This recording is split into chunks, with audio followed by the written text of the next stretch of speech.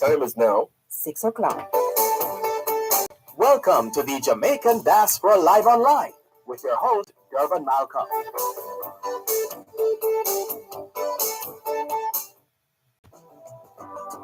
Wherever you go, in tribute to Jamaicans in the diaspora, wherever you go, you shine. You make us proud. Despite our challenges at home, you never give up on us. Our sincere thanks. Wherever you go,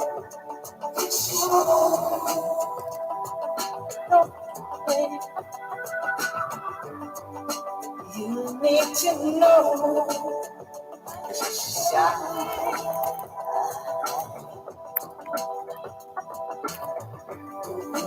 Anything you want to be.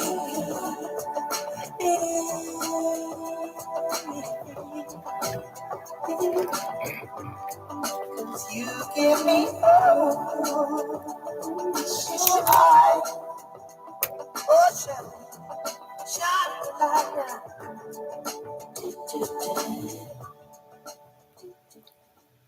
I shall return again. I shall return to laugh and love and watch with wonder eyes at golden noon the forest fires burn, wafting their blue-black smoke to sapphire skies. I shall return to loiter by the streams that bathe the brown blades of the bending grasses and realize once more my 1,000 dreams of waters rushing down the mountain passes.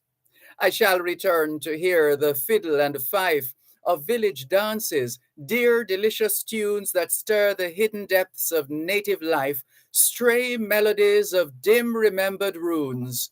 I shall return.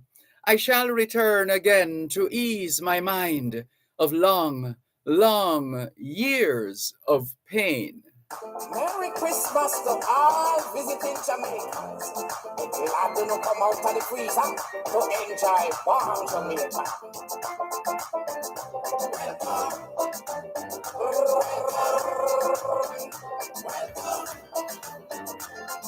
Welcome back to Jamaica one more time again. Welcome to Jamaica, ladies and gentlemen. Welcome to Jamaica, boyfriend and girlfriend. Welcome to Jamaica, all the picnic them. Come make we have some cake and sorrel, then we open the pan the barrel. See why you bring for mommy, daddy, granny, auntie, uncle, husband, the picnic. Sing along now. Welcome home, Jamaicans, welcome home. it's Christmas. Welcome home, Jamaicans, welcome home. It's Christmas.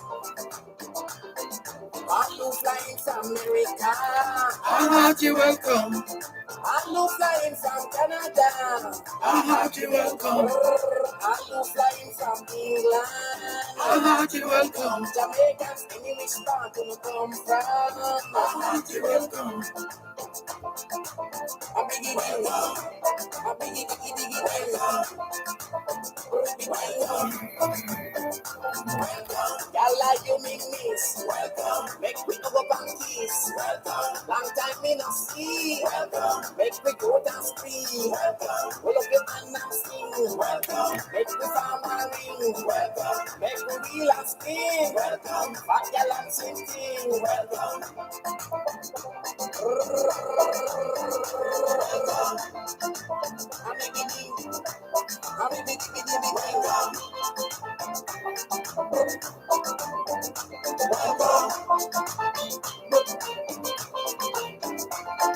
welcome back to Jamaica one more time again. Welcome to Jamaica, ladies and gentlemen. Welcome to Jamaica, boyfriend and girlfriend. Welcome to Jamaica, to all the tourists then, yes. After Christmas in Nazareth, they make you put up the box and the barrel. See why you bring me mommy, daddy, granny, auntie, uncle, just and the picnic. Sing along now. Welcome home. Jamaicans, Welcome home. it's Christmas. Welcome home. Jamaicans, welcome home. It's Christmas. Are you coming from London? A hearty welcome. Birmingham and Brixton. A hearty welcome. If you're flying from Florida, A hearty welcome. Washington, New York, Atlanta, A hearty welcome. Connecticut, Boston, Philadelphia, A hearty welcome. Toronto, Winnipeg, Vancouver. A hearty welcome. Yes, we glad you won't left the freezer. A hearty welcome. But you are Irish one, Jamaican winter. A hearty welcome. Y'all like you me please. Welcome. Make we bust to peace. Welcome. Long time me no see. Welcome. Make we go to the street. Welcome. Jump around and sing. Welcome. Make we sound ring. Welcome. One of the ways and swing. Welcome. Fat gal and singing. Welcome. Welcome back to Jamaica. One more time again. Welcome. Welcome to Jamaica, ladies and gentlemen. Welcome. Welcome to Jamaica, boyfriend and girlfriend. Welcome. Welcome to Jamaica, to all the picnic them. Yes, y'all like you in this. Welcome. Make we go up and kiss. Welcome. Long time we no see. Welcome. Make we go to scream. Welcome. Hold up your hand and sing. Welcome. Make we come and ring. Welcome. Make we wheel and swing. Welcome. Fat gal and slim thing. Merry Christmas to all visiting Jamaica. Indeed. Welcome home. Good morning, good evening, good afternoon, good night, good day, hail, greetings, however you do it, however you say it. Thank you so much for joining us here on the Jamaican Diaspora live online on Power 106 FM, the program which seeks to promote, celebrate, highlight, and showcase what can happen when Jamaicans at home join hands with Jamaica. Let's do that another way. Where Jamaicans at home join hands and hearts with Jamaicans abroad. How about that? Well, that's the idea, to strengthen existing ties, existing bonds, to make our country even more resilient, and to continually position this island of ours, which will inure to our collective benefit. Thank you so much for joining us on this second day of the 12th and final month of 2023. And that's, of course, the month of December, the merry, merry month of December. And let the celebrations begin.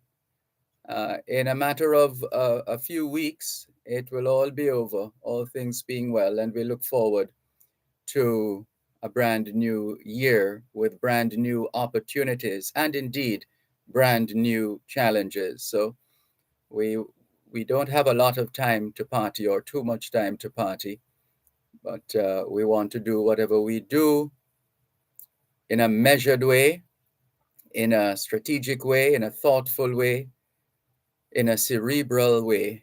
You get the picture. So thank you so much for making it the Jamaican Diaspora live online on Power 106 FM. We started out this morning with the poetry of the late, great Jamaican poet laureate, the one and only Claude McKay, who lived from 1889 to 1948, originally from Clarendon, and a man with packing this kind of punch surely deserves some appropriate monument, considering the body of work he has done and the prestige that he has brought to our nation by virtue of his mastery of the language and all that comes with it. Thank you, Claude McKay. Beverline, first up to say happy birthday, Power 106 FM. That's correct. Power 106 FM turned 31 yesterday, the 31st anniversary of the founding of Power 106 FM. And that elicited a bit of a celebration, a mini celebration in the studios here of Power 106 FM. And so, well, I don't think you're seeing the balloons now. They're on the floor. Well, except for this one, which says happy birthday, essentially 106. And this is moving from the 30th to the 31st year of this station, which went on air on the 1st of December, 1992. And there are those of us who have been here pretty much from the outset, those of us who have gone 30 and going now 31 years of association with Power 106 FM through different stages and phases. And we are grateful and we give thanks for those who have left us, who have played their part and have left us. And we equally give thanks for those who are still with us and continue to play our part in enhancing the success of Power 106 FM. Happy 31st anniversary.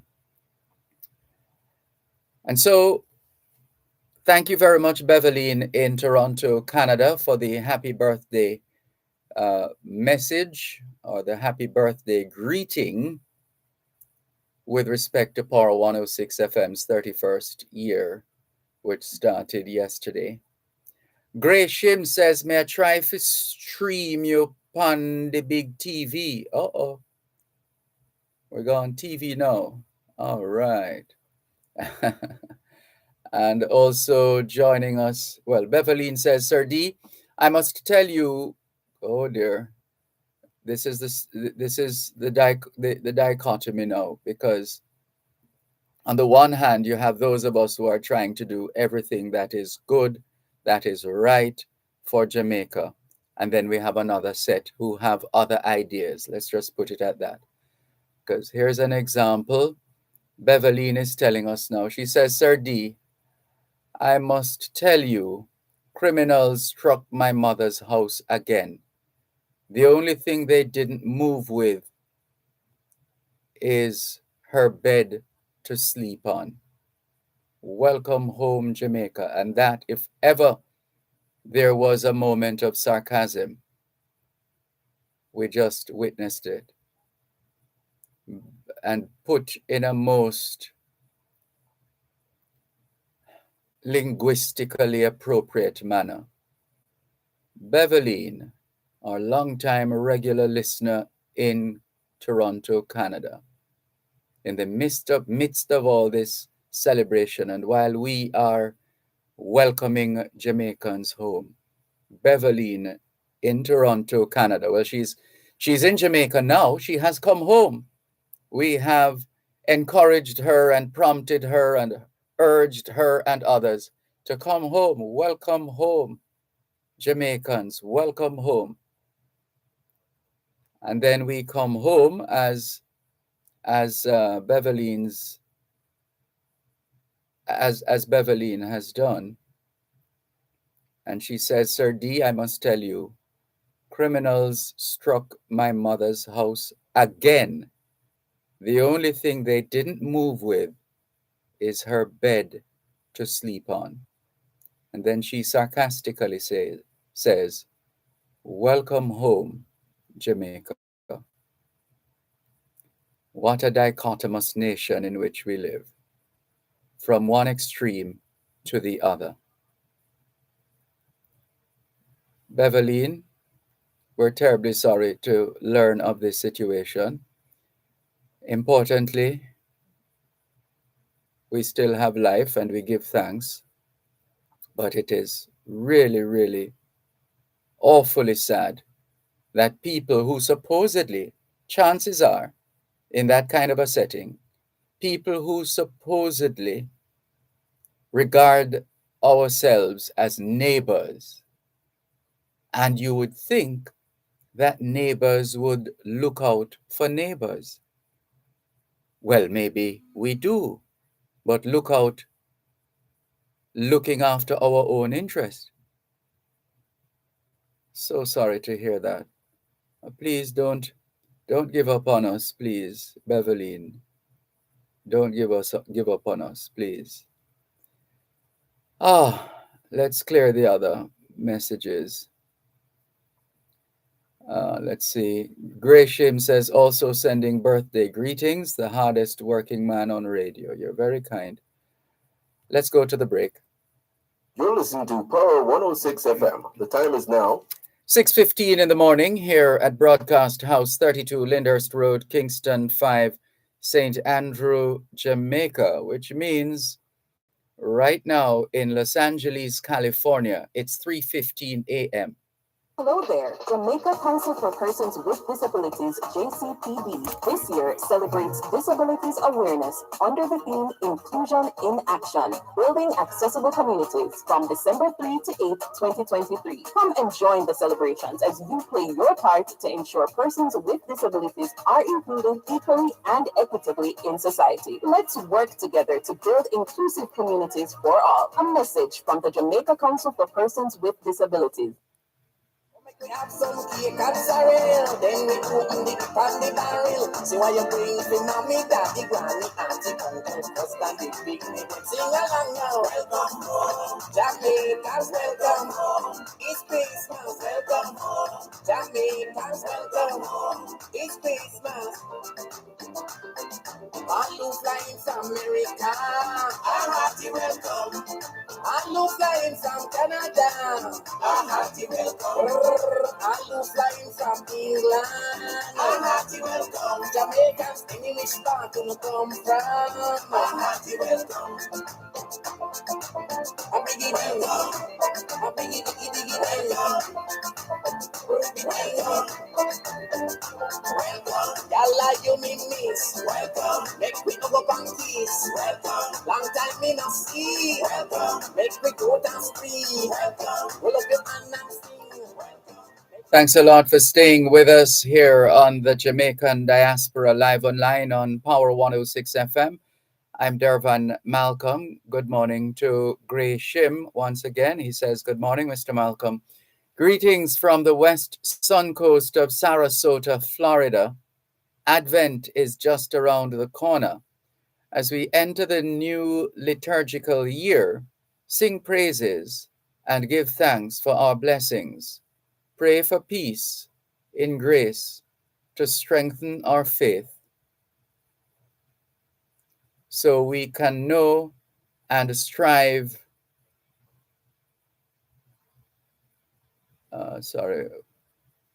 The page just shifted. Right, so he says, greetings to you, Sir Malcolm, and listeners, and season's greetings to you all. I wish for you all a great Christmas. However, I will be doing a toiletry drive for the Ramble Basic School in my community, which will be on the 22nd of December. So please, I am asking, this information changes rapidly. Hold on. Just shifting from one end of the page to the other. Just a moment. Oh, that's another listener who is writing to us at the same time. Yeah, so Gray Shim says, good morning, Mr. Malcolm. Greetings from the west sun coast of Sarasota, Florida. Advent is just around the corner. As we enter the new liturgical year, sing praises and give thanks for our blessings. Pray for peace in grace to strengthen our faith so we can know and strive to do his will. Walk good, Me gone for me Saturday morning long run, says Gray Shim. Enjoy your Saturday morning long run, Gray Shim, and all the very best. Let's see, we have a few more. Beverline says, I need an appointment with the police, with the commissioner of police. I'll put it in writing, Beverline, and let's hear the commissioner's reply. Keep us posted on that one. The commissioner is accountable to all of us, isn't he? Yes, he is. Beverline says, and it's also my birthday. What a gift. Best I Build Canada. I'm sure those of you listening got that. She concludes by saying, Best I Build Canada. Look, you are 100% free to make a decision which you regard as being in your best interest. That's a reality we have to come to grips with. Nariga Smart Morgan 7 says, greetings to you, Sir Malcolm, and listeners, and season's greetings to you all. I wish for you all a great Christmas. However, right, so this was the rest of that message. I will be doing a toiletry drive for the Ramble Basic School in my community, which will be on the 22nd of December. So please, I'm asking for my community members and those in the diaspora, please, I'm asking you for your support. If you want to join in with me on that day, you're welcome. And the theme is,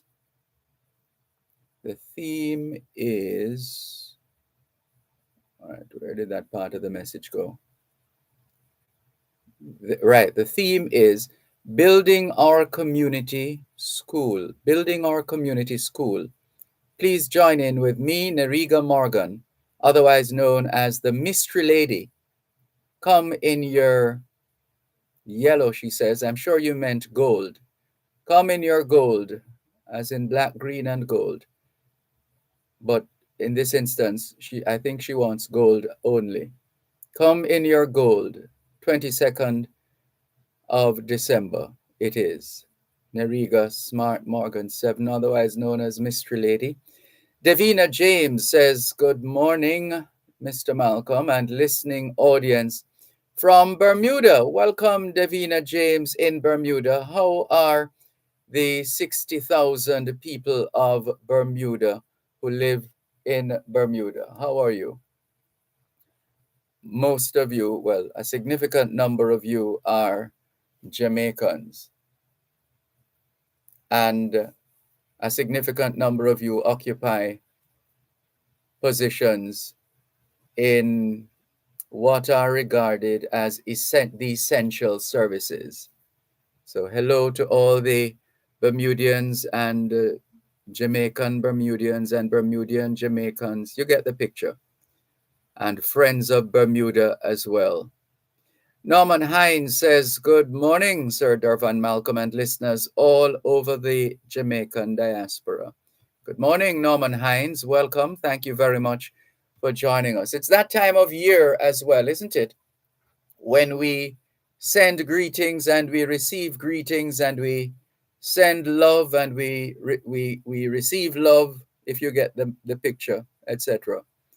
So feel free, especially at this time of the year, to convey your greetings. There's the program Greetings Across the World, which has been going on now for, what's it now? Is it 30 odd years? I think it's 30 odd years as well. I think so. So feel free if you want to send greetings, especially at this time of the year. We'll be more than happy to accommodate Jamaicans at home and abroad. Our numbers here are 876-922-4112-5. 876-922-4112-5. We have a couple of text and WhatsApp lines and numbers. The company cell phone assigned to me is 876-365-3346. So whenever I'm on the radio, that's the number that I choose to disseminate, because at the time when we started using the cell phones on radio, so to speak, that wasn't happening. And so we started that, and we have continued. But the station itself, Power 106 FM, does have a text line and a WhatsApp number. They're one and the same, and that number is 876-279-8598. That's 876-279-8598. That's the text line, which is also the WhatsApp number for Power 106. And we're all over. If you Google or if you go to X, you can, and X used to be known as Twitter. So you go to X and you put in the @ sign, @Power 106 JA, @Power 106 JA, I believe it is. I think we're on Instagram as well. And whenever I'm on, I try to stream us on, and we do stream on YouTube and Facebook Live. So there are options. Feel free to take advantage of those options here on your program, the Jamaican Diaspora Live Online, here on Power 106. So keep those messages coming in. As we said, the text and the WhatsApp line are one and the same. Let's see if we have any early birds on our text line, same as the WhatsApp number, 876-365-3346. So we'll quickly clear those. All right. Joseph Emmanuel Richie Innocent has sent us a voice note, which we haven't had the opportunity to audition, and therefore we'll have to put it on pause for the time being. And our usual listeners and followers send us all kinds of other messages, so we always have to do a bit of sifting. And Neil Curtis has sent us a picture of a young Patrick Curtis. I think that's his father. We'll have to check with him on that. So we're just trying to clear a few of these messages to ensure that the ones that remain are the ones that are relevant to the moment. And we're almost done. Let's go through. Right, here's a text message on WhatsApp or WhatsApp line, the line we're using right now, same as the text line, 876-365-3346. And this message says, "Happy birthday celebration, Mr. Malcolm. 106, my favorite station.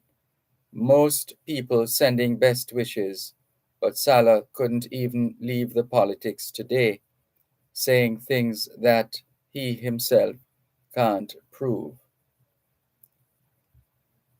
Well, you know how it is. All views, we believe that all views can and should contend. After all, this is a democracy, and as long as we're not being libelous or slandering anyone, then people will continue to be free to express themselves. Thank you very much for your messages and all the very best. Oops, we almost missed another message there. Someone else wanted to convey greetings, but we went a little too fast. Let's see. Is it Alfred? Yes, Alfred saying happy 30th anniversary. Well, it's now 31, Alfred, going forward. Thank you very much for the anniversary greeting and all the very best. There's more after the break.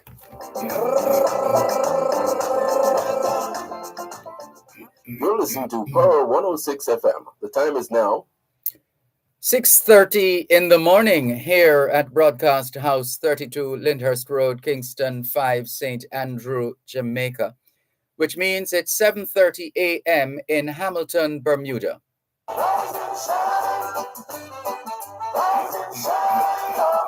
Get ready for stories to motivate and inspire.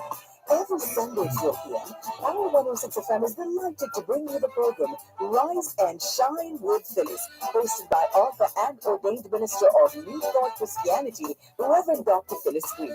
Hear the tales of powerful Jamaicans at home and abroad from all walks of life who have risen above the odds to achieve great feats and to shine their light for the world to see.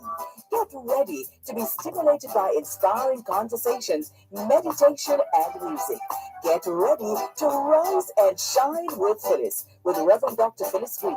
Sundays, 4 to 5 p.m. live on Power 106 FM and the Power 106 FM app. Rise and shine. Rise and shine. Rise and shine. I'm happy welcome. I'm flying from England. I'm happy welcome. Jamaicans, English part to come from. I'm happy welcome. I'm biggie welcome. I'm biggie welcome. Y'all like you me miss. Welcome. Make me go up and kiss. Welcome. Long time me not see. Welcome. Make me go down street. Welcome. Roll up your hand and sing. Welcome. Make me farm and ring. Welcome. Make me reel and spin. Welcome. Fat gal and swing thing. Welcome.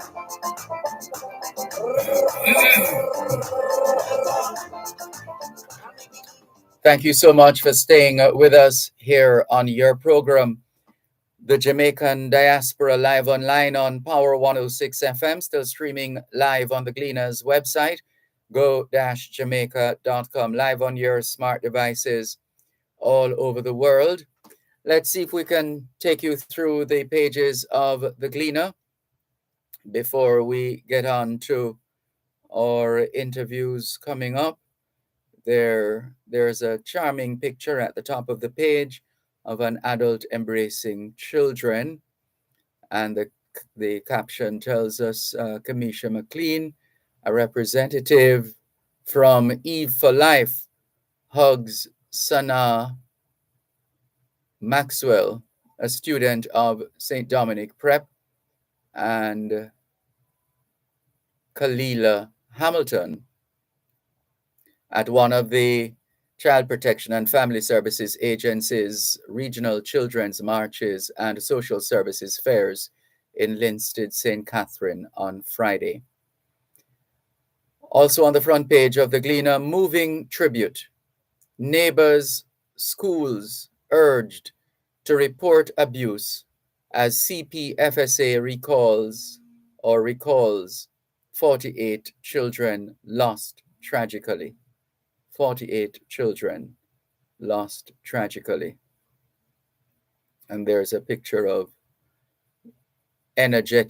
obviously energetic and colorfully wonderful children holding placards bearing names. I believe it's the names of those.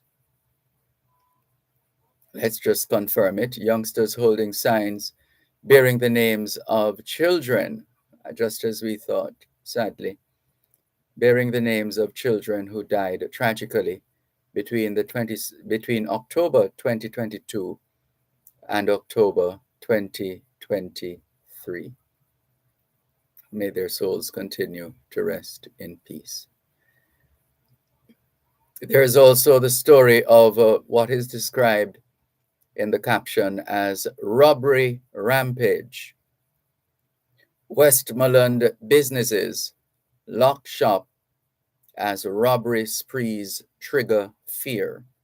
Westmoreland businesses lock shop as robbery sprees trigger fear. And there's a picture of Deputy Superintendent Adrian Hamilton of the Westmoreland Police Division. And the snippet of a story says, criminals have been relieving several Westmoreland businesses of their daily sales in a number of robbery sprees in the commercial spaces of Negril. This is what happens when people, and they don't always get away, but for the most part, when those who mean no good choose to rob and steal, they don't want to get caught, right? So they find a way of getting away. And if they do get away, they go again. And if they're still getting away, they keep going. We have to tame that monster. Better yet,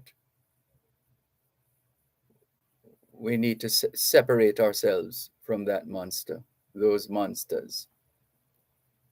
Civic bodies, activists clamor for domestic violence fine to move to $1 million.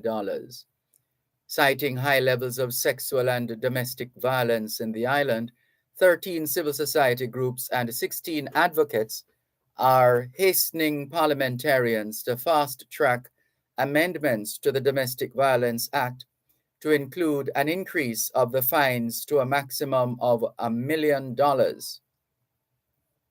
let's see how that goes, but that's another important story on the front page of the Gleaner. Let's turn the pages. Windsor School of Special Education gets 155 laptops for students. Let's see who's responsible for this. Susan James Casserly, Food for the Poor Projects Manager to Jamaica, presenting one of the laptops to Windsor School of Special Education student Xavier Brown. So that's one of the stories here. Another, youth advocates looking to present proposals to tackle gender-based violence. And KC launches billion-dollar drive for centenary celebrations. Well, only KC could would and could do this in a sense. What do we mean by that? Not that we're saying nobody else can, but they have been tried, tested, and proven to have a propensity to go above and beyond and to create new horizons and new and go to new heights. KC, that's Kingston College, launches billion-dollar, not $1 million, billion-dollar drive for centenary celebrations. And the story says 2 $10 million contributions from 2 anonymous Kingston College, KC Old Boys, have set the institution on its way to an ambitious $1 billion fundraising target by April 2025. Now, April 25 is not next year. 2025 is not next year. It's the year after. But this is to show how serious they are about achieving this goal. So they want to give themselves enough time as well. So why is that? Why is this so? Because by April 2025, Kingston College would be marking their 100th anniversary. So KC turns 100 in April 2025. So as it is now, the North Street Kingston-based institution, now 98 years old, will reach its centenary milestone on April 16, 2025. Make a note of that date, because one way or another, something significant is likely to happen in terms of an announcement and ultimately plans going forward.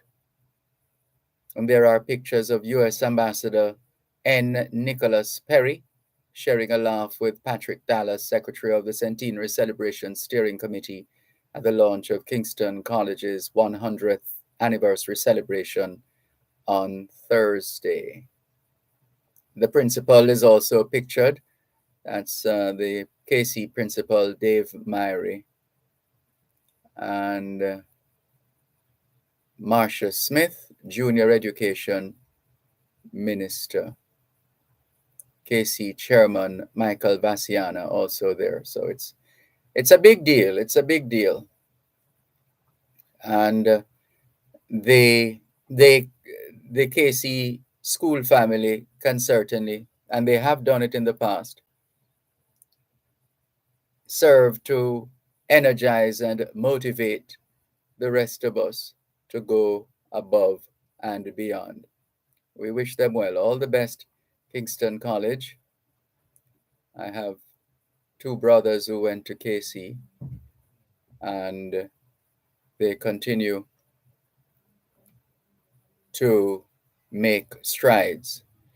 Some of the other stories, ODPP plans to keep tight lid on plea deals in mom-daughter murder case. Sykes eyes most significant overhaul in courts since independence. It's a next set a terrorist demo create is the headline. Residents claim alleged gang leader was unarmed when fatally shot by cops. And this is residents of Sunlight Street in Kingston 13. The Good Heart section of today's Gleaner shows a picture where the Esirum Foundation members and volunteers are hard at work for one of their projects under the Kingston Harbor Eco Restoration Initiative. Esirum Foundation, or Esirum Foundation, leads charge in environmental protection. And there are pictures of the volunteers. Gordontown SDA, that's Seventh-day Adventist Church, Gordontown SDA, hosts 10th Annual Health Fair, another of the Good Heart stories. Jamaica-born Marva Wisdom appointed to the Order of Ontario. That's another big deal. A Jamaican Canadian has been appointed to the Order of Ontario. I take it it's the equivalent of, our Order of Jamaica, perhaps. So a Jamaican Canadian has been appointed to the Order of Ontario, the province's highest honor for outstanding achievement. Marva Wisdom, a senior equity and leadership practitioner, accepted the honor, acknowledging her teams or the many people who have helped along the way as responsible for her success. She's one of 26 new appointees for the year 2022 announced by outgoing Lieutenant Governor of Ontario and Chancellor of the Order of Ontario, Elizabeth Dowdeswell. The new Lieutenant Governor, Edith Dumont, will bestow the Order of Ontario to the new appointees in a ceremony on November 27. Well, that went. And we'll see if we can secure an interview with Jamaica-born Marva Wisdom to talk about her appointment to the Order of Toronto. All right, let's see. Let's see who else is in the mix. Stephen Catcore receives Caribbean Heritage Luminary Award. Co-founder of Jamaica's legendary Third World Band, now celebrating 50 years, Stephen Catcore was among 11 members of the Caribbean Diaspora to be recognized last Friday by the Institute of Caribbean Studies, ICS, for outstanding achievement in various fields. Core was presented with the Caribbean American Heritage Luminary Award by Jamaica's ambassador to the United States, Audrey Marks, at the 30th Caribbean American Heritage Awards. You're listening to Power 106 FM. The time is now 15 minutes to 7 o'clock in the morning here at Broadcast House, 32 Lyndhurst Road, Kingston 5, St. Andrew, Jamaica, which means it's 11:45 a.m. in London, England. Tune in every Thursday at 3:30 p.m. for Your Legal Corner with Bailey Walker Huntington, doing both sides of the story with Dervan Malcolm on Power 106 FM. It's your source of information regarding U.S. immigration matters, combined with Power 106 FM's pioneer of diaspora broadcasting. Call in with your U.S. immigration queries and concerns on 876-9224-11225 or send a text or WhatsApp message to 876-279-8598 and get the answers you need for your U.S. immigration questions. That's Your Legal Corner with Bailey Walker Huntington, Thursdays at 3:30 p.m. during both sides of the story with Dervan Malcolm, only on Power 106 FM. Join us every Sunday for Indian Talent on Parade with Dr. Winston Tolan from 5 to 6 p.m. Listen and learn all you need to know about the Indian community, culture, and music.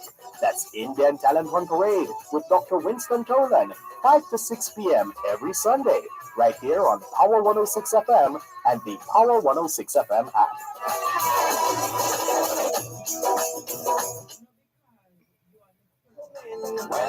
Welcome to Jamaica, boyfriend and girlfriend. Welcome to Jamaica, to all the picnic them. Yes, y'all like you me miss. Make we go up and kiss. Long time we no see. Make we go to spree. Pull up your one and sing. Make we come on. Thanks a lot for staying with us here on the Jamaican Diaspora Live Online on Power 106 FM. I'm Dervan Malcolm. We're just completing our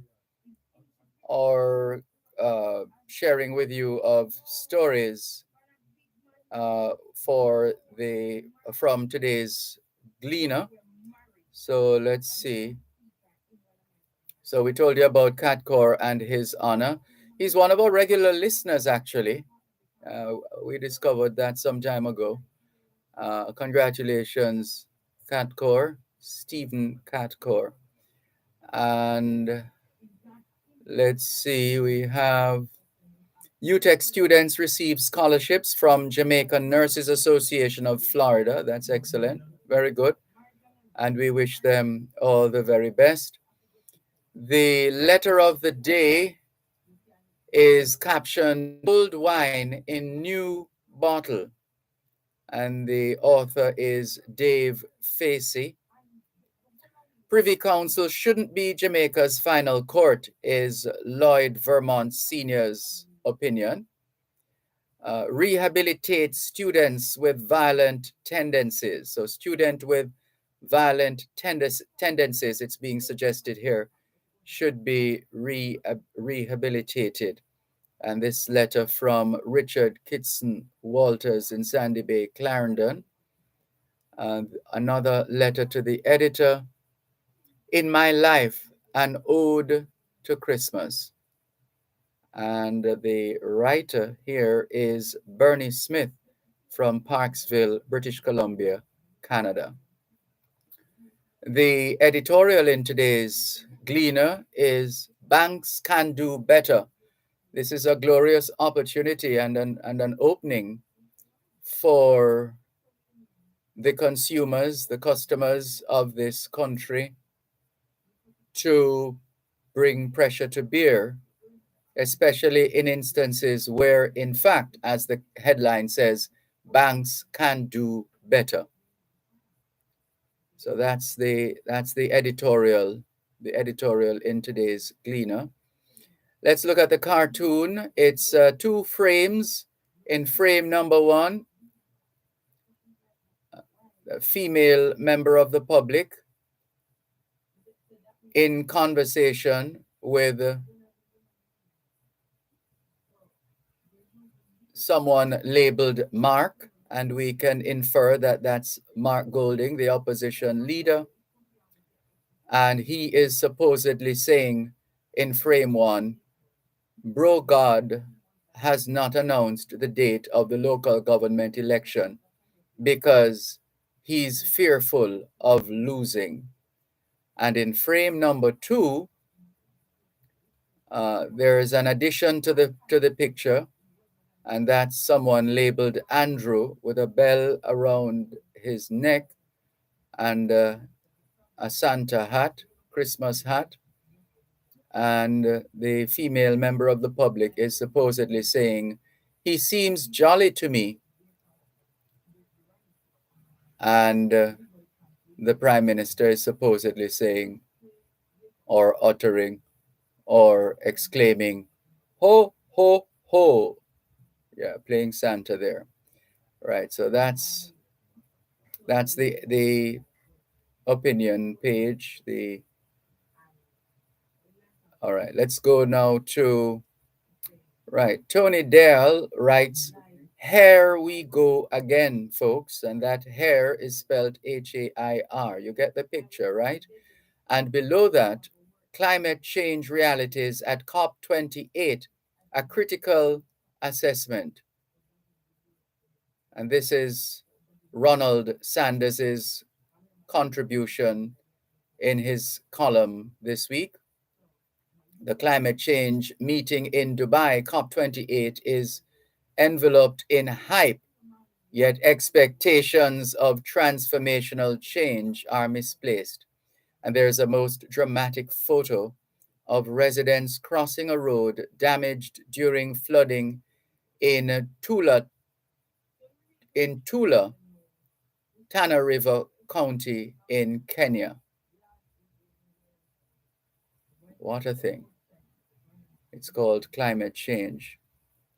20 years of Eat Jamaican campaign is another story in the Gleaner, although this business of eating Jamaican is not new. It's not new. And it goes back even further for those who know a bit of the history. We're still trying to retrieve information published in the Gleaner. I think it was while we were going through the archives that we came across some information which suggests that Jamaicans have long been eating Jamaican. I mean, that's natural, that's a fact. But beyond that, the Jamaicans have been talking and seeking to put into action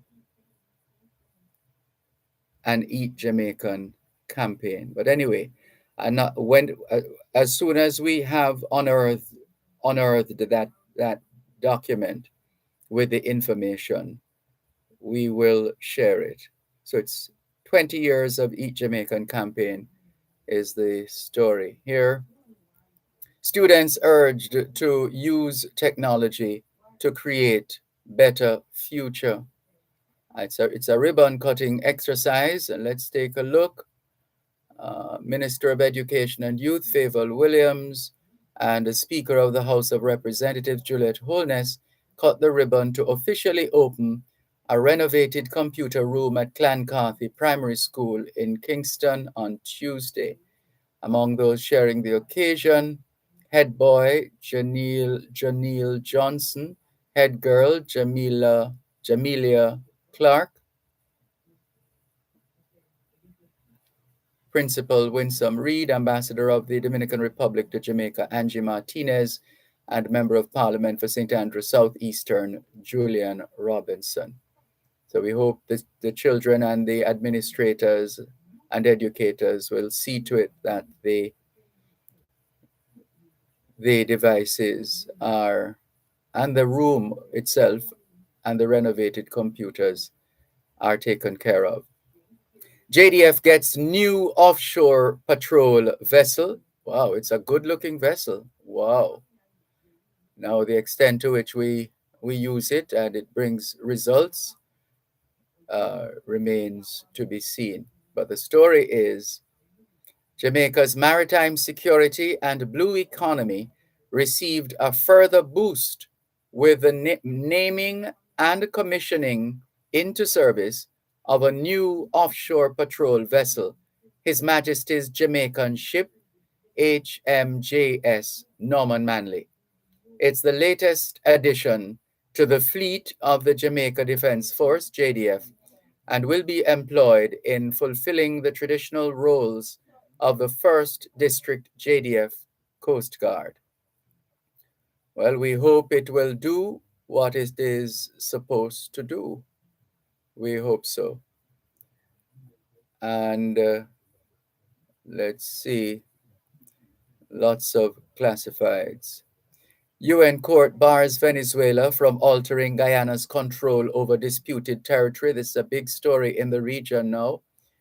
The United Nations top court on Friday ordered Venezuela not to take any action that would alter Guyana's control over a disputed territory, but did not specifically ban Venezuela from holding its planned referendum Sunday on the territory's future.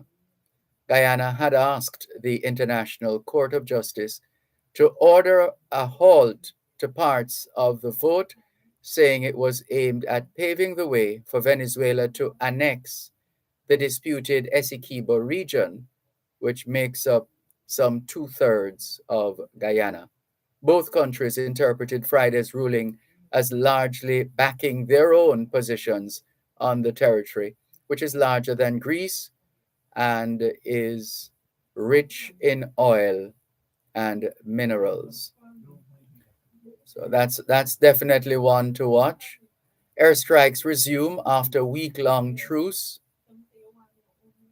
Cult leader sentenced to 18 months for film violations. Authorities question former rebel leader after US repatriated him.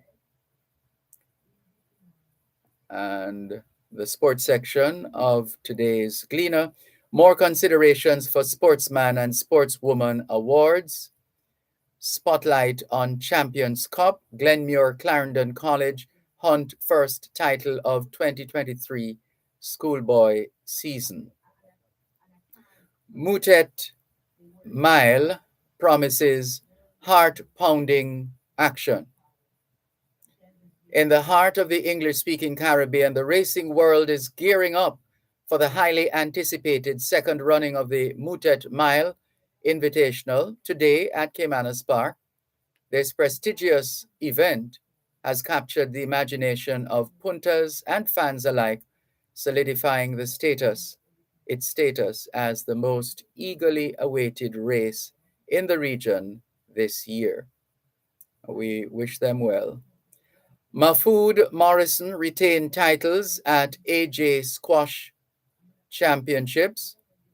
The duo of Mary Mahfoud and Julian Morrison retained their singles titles at the recently concluded All Jamaica Senior and Junior Open Squash Championships held at the Ligony Club.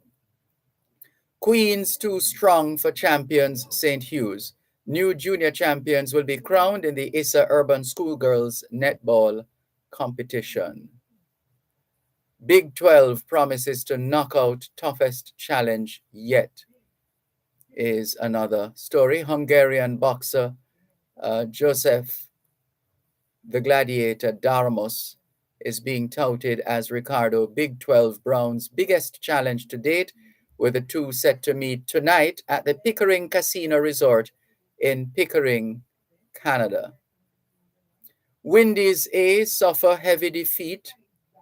Couldn't tell the last time I paid attention to West Indies and West Indies cricket. We wish for a comeback and a sustainable one this time round.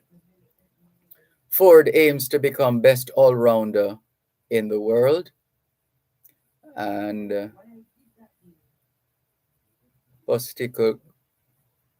Postecoglou ready to take on Pep.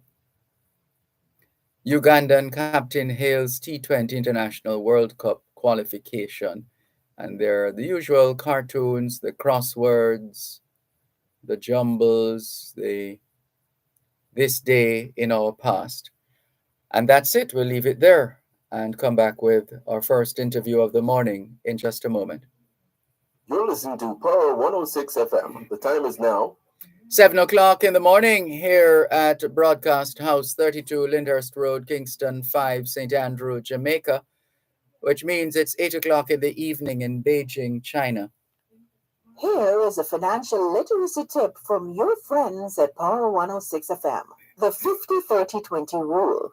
Creating a budget can help you make confident decisions and enjoy peace of mind. A detailed budget, though, can be complex to manage. For one easy way to plan your spending, you may try using the 50-30-20 rule. It splits expenses into just 3 categories and also offers recommendations on how much money to use for each. The 50-30-20 rule recommends putting 50% of your money towards needs, 30% towards wants, and 20% towards savings.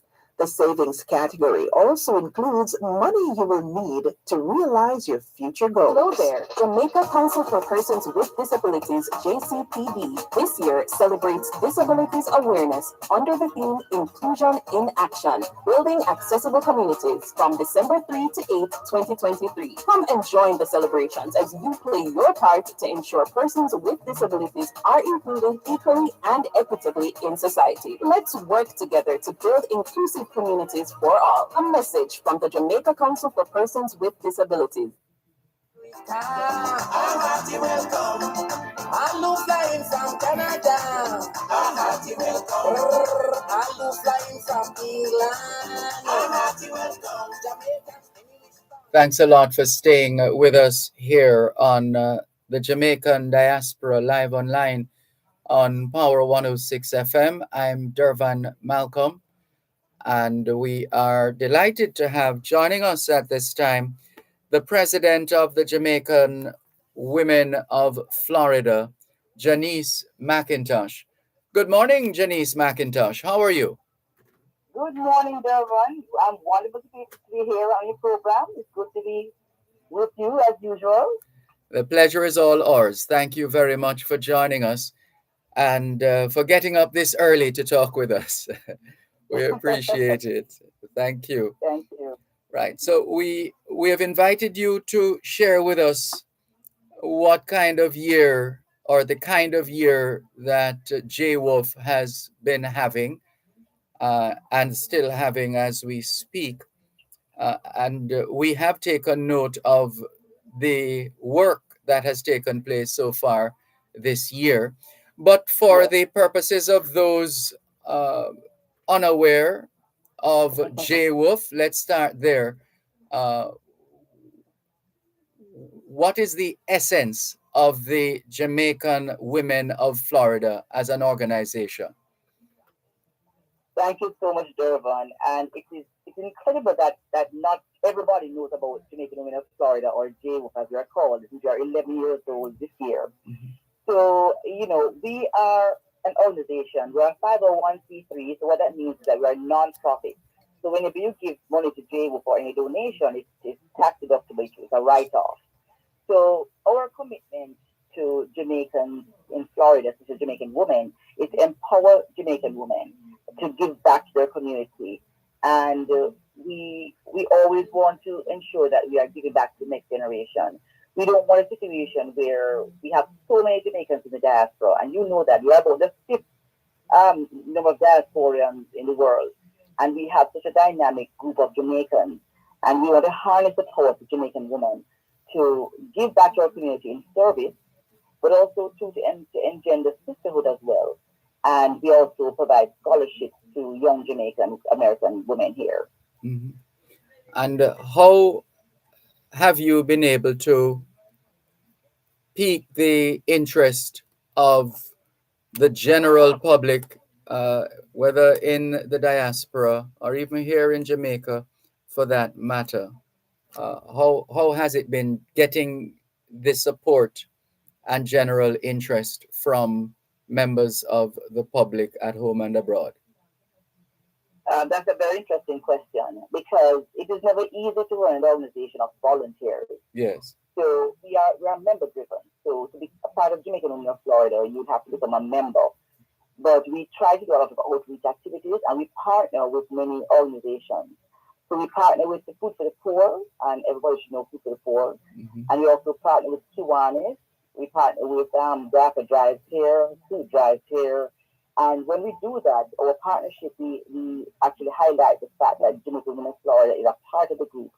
So we try to align ourselves with larger organizations so that we can, stand out before we can do our own. Because, sometimes when you do something just with a small group, people don't recognize you. So you align yourself with a larger group. And then you say, okay, which group is this one with 50 ladies? Oh, so, okay, we are Jamaican Women of Florida. And then the curiosity, peaks and people want to know more about us. But we do try to have several events, and we do use the social media mediums and press to get the word out. And we say the best way to get our name out there is to, people spreading the word, Yes. Word of mouth Mm-hmm. and reputation. Right. All right. So now, how have you been managing in terms of finding the resources to carry out the work that you need to as an organization? Well, our membership is what really drives the amount of money that we get. But if you only have a certain amount of members, it won't really fuel the kind of funds you need to do the activities that you want to do. So I would say that when I started as president last year, in fact, no, this year I started as president in April of this year. Yes. We had, maybe 100 or maybe 101 members. We're now going to over 200 members. And so the membership dues does help us a lot to get funding. But we also have fundraisers, and we have had very successful fundraisers. So we had run a boat that we had over 700 people there, so we actually raised funds. But one of the things that we do, Dervan, as you know, is that we try to give back a lot. So we were in Jamaica this year in October, and we donated to the Montego Bay Community Home for Girls, also known as Nerdy House. We gave them $12,500 in cash. US dollars. US dollars Mm-hmm. to build a transition home for the girls. And so that was very successful. We had over 20 Jamaican women who flew down to Jamaica on this mission trip. And we provided, gifts for the young ladies, as well as provided this $12,500 cash to help, as seed money, to help with the building of the transition home. So we're not only just saying it, but we're actually doing it as well. Oh, to help build the transition home. So the construction has started? Definitely has. So when we went there, we saw that ground had already been broken and they were still in place. But they had actually stopped because they were out of funds. So the fact that we were able to provide this money, it now has started again. So we are hoping that, we can contribute throughout the year and also get other partners involved to ensure that this transition home is actually built. Mm-hmm. I see. Is there a timeline? There, I tell you something. The timeline had already passed because when we spoke to the board of Melody House and the house mothers, that's something that they really wanted a long time ago. Because the children of the Montego Bay Home for Girls, they age out at age 18. Mm-hmm. So by the time they're 18, they're on their own. And, at 18, you're still very young. You're not ready for the world. And the world is just not ready for you. and they want to build a transition home for girls up to age 25. So sadly, there are some girls who are actually left the home at 18 and really out there. And, prayerfully, they're not languishing and becoming prey, to predators out there. But that's the reality. So we want to make sure that, as when we feel that when we empower women, empower girls, we build a very strong society because they're the ones who are bearing the children and they are raising their boys and they are raising girls. So we want to make sure that because we're all about empowerment. So when we did this, and we had a workshop there, when we came in October, and we actually had, Kathy Levy, as you know, she spoke about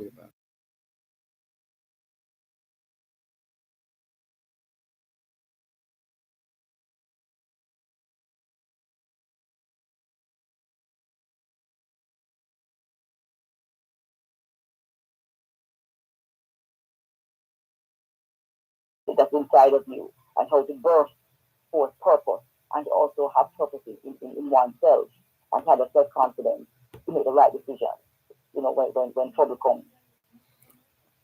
How fortunate have you been in terms of having the backing, for example, of corporate entities or generous donors, etc.?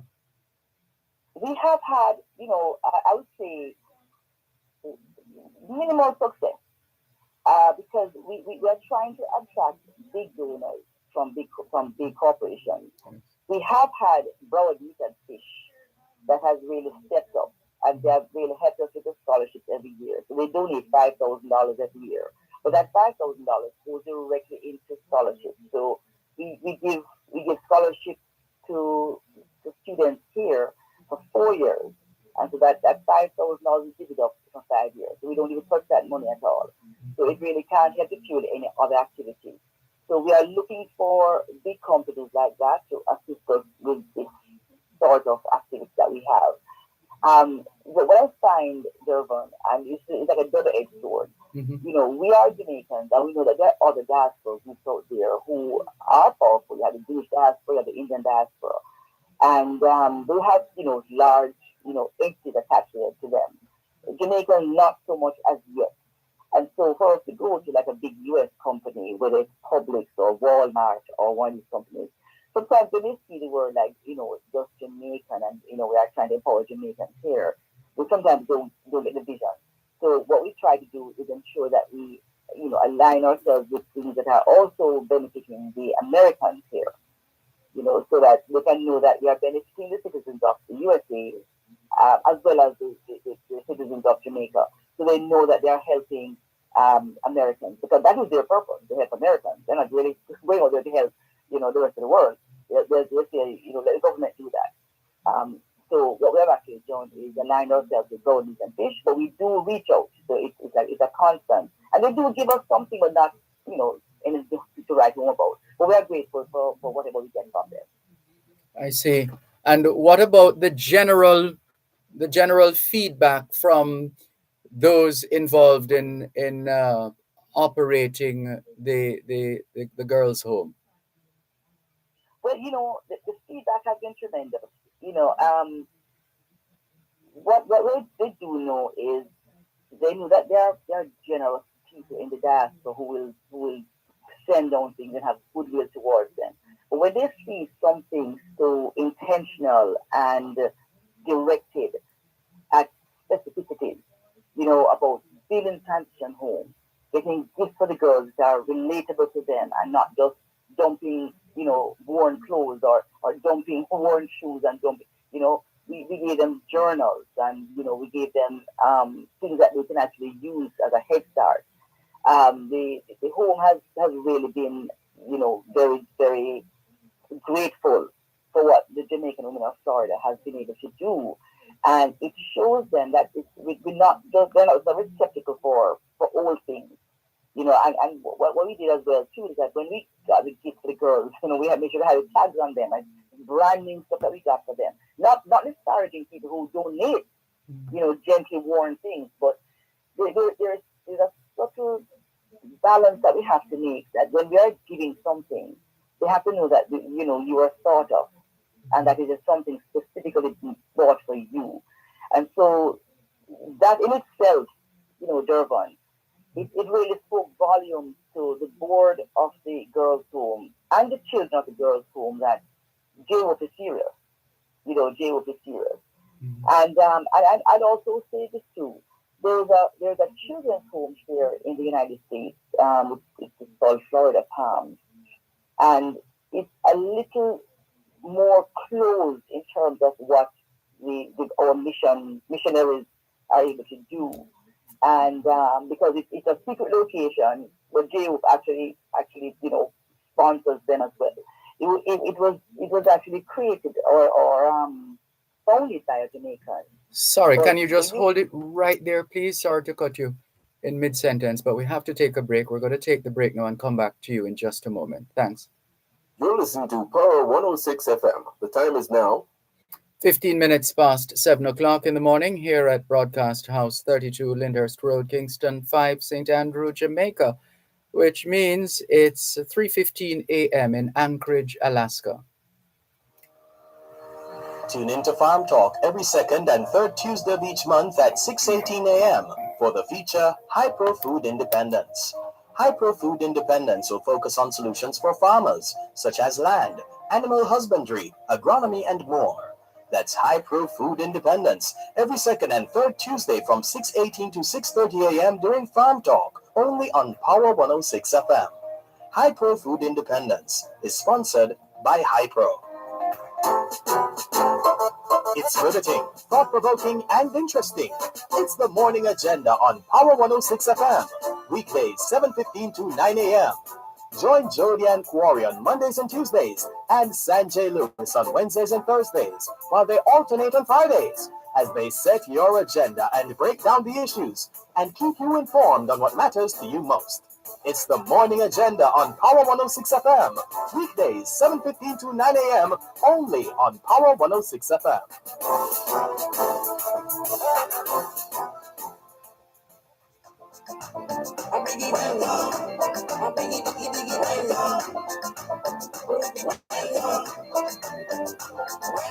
Y'all like you me miss. Welcome. Make me go back kiss. Welcome. Long time me no see. Welcome. Make me go down spree. Welcome. Pull up your hand and sing. Welcome. Make me farm a ring. Welcome. Make me reel and spin. Welcome. Fat y'all and sing.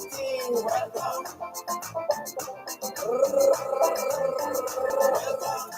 Thanks a lot for staying with us on this merry edition of the Jamaican Diaspora Live Online on Power 106 FM, still streaming live on the Cleaners website, go-jamaica.com, especially for the Jamaicans across the diaspora who are traveling home this Christmas, those who have told themselves that they'll be home for Christmas.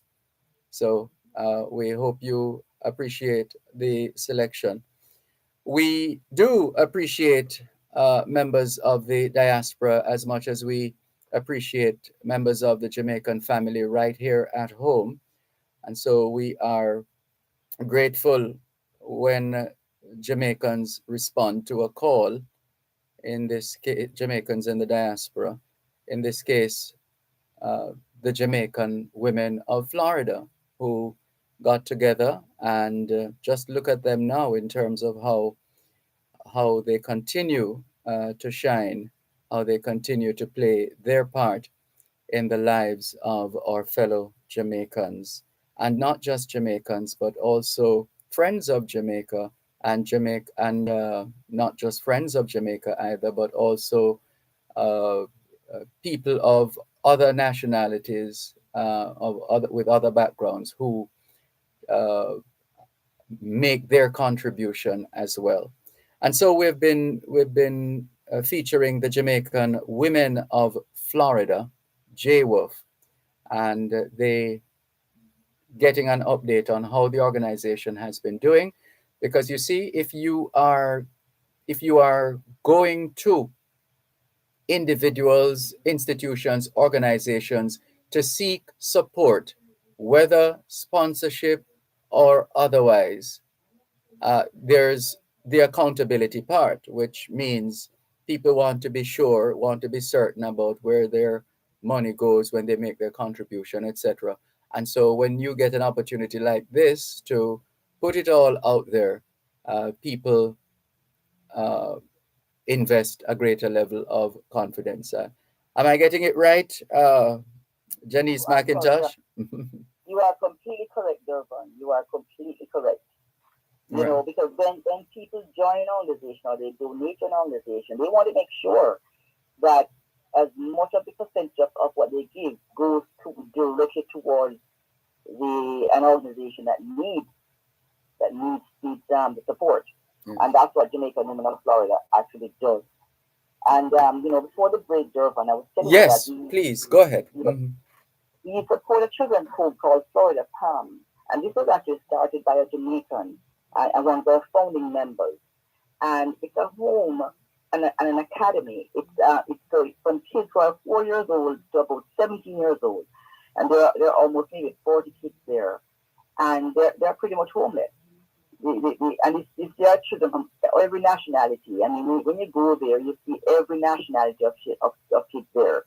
And what we're doing, even this Sunday, tomorrow, we're actually going to the home tomorrow to decorate the home with Christmas decorations. We've also purchased toys and also got toys from a toy drive we had as well.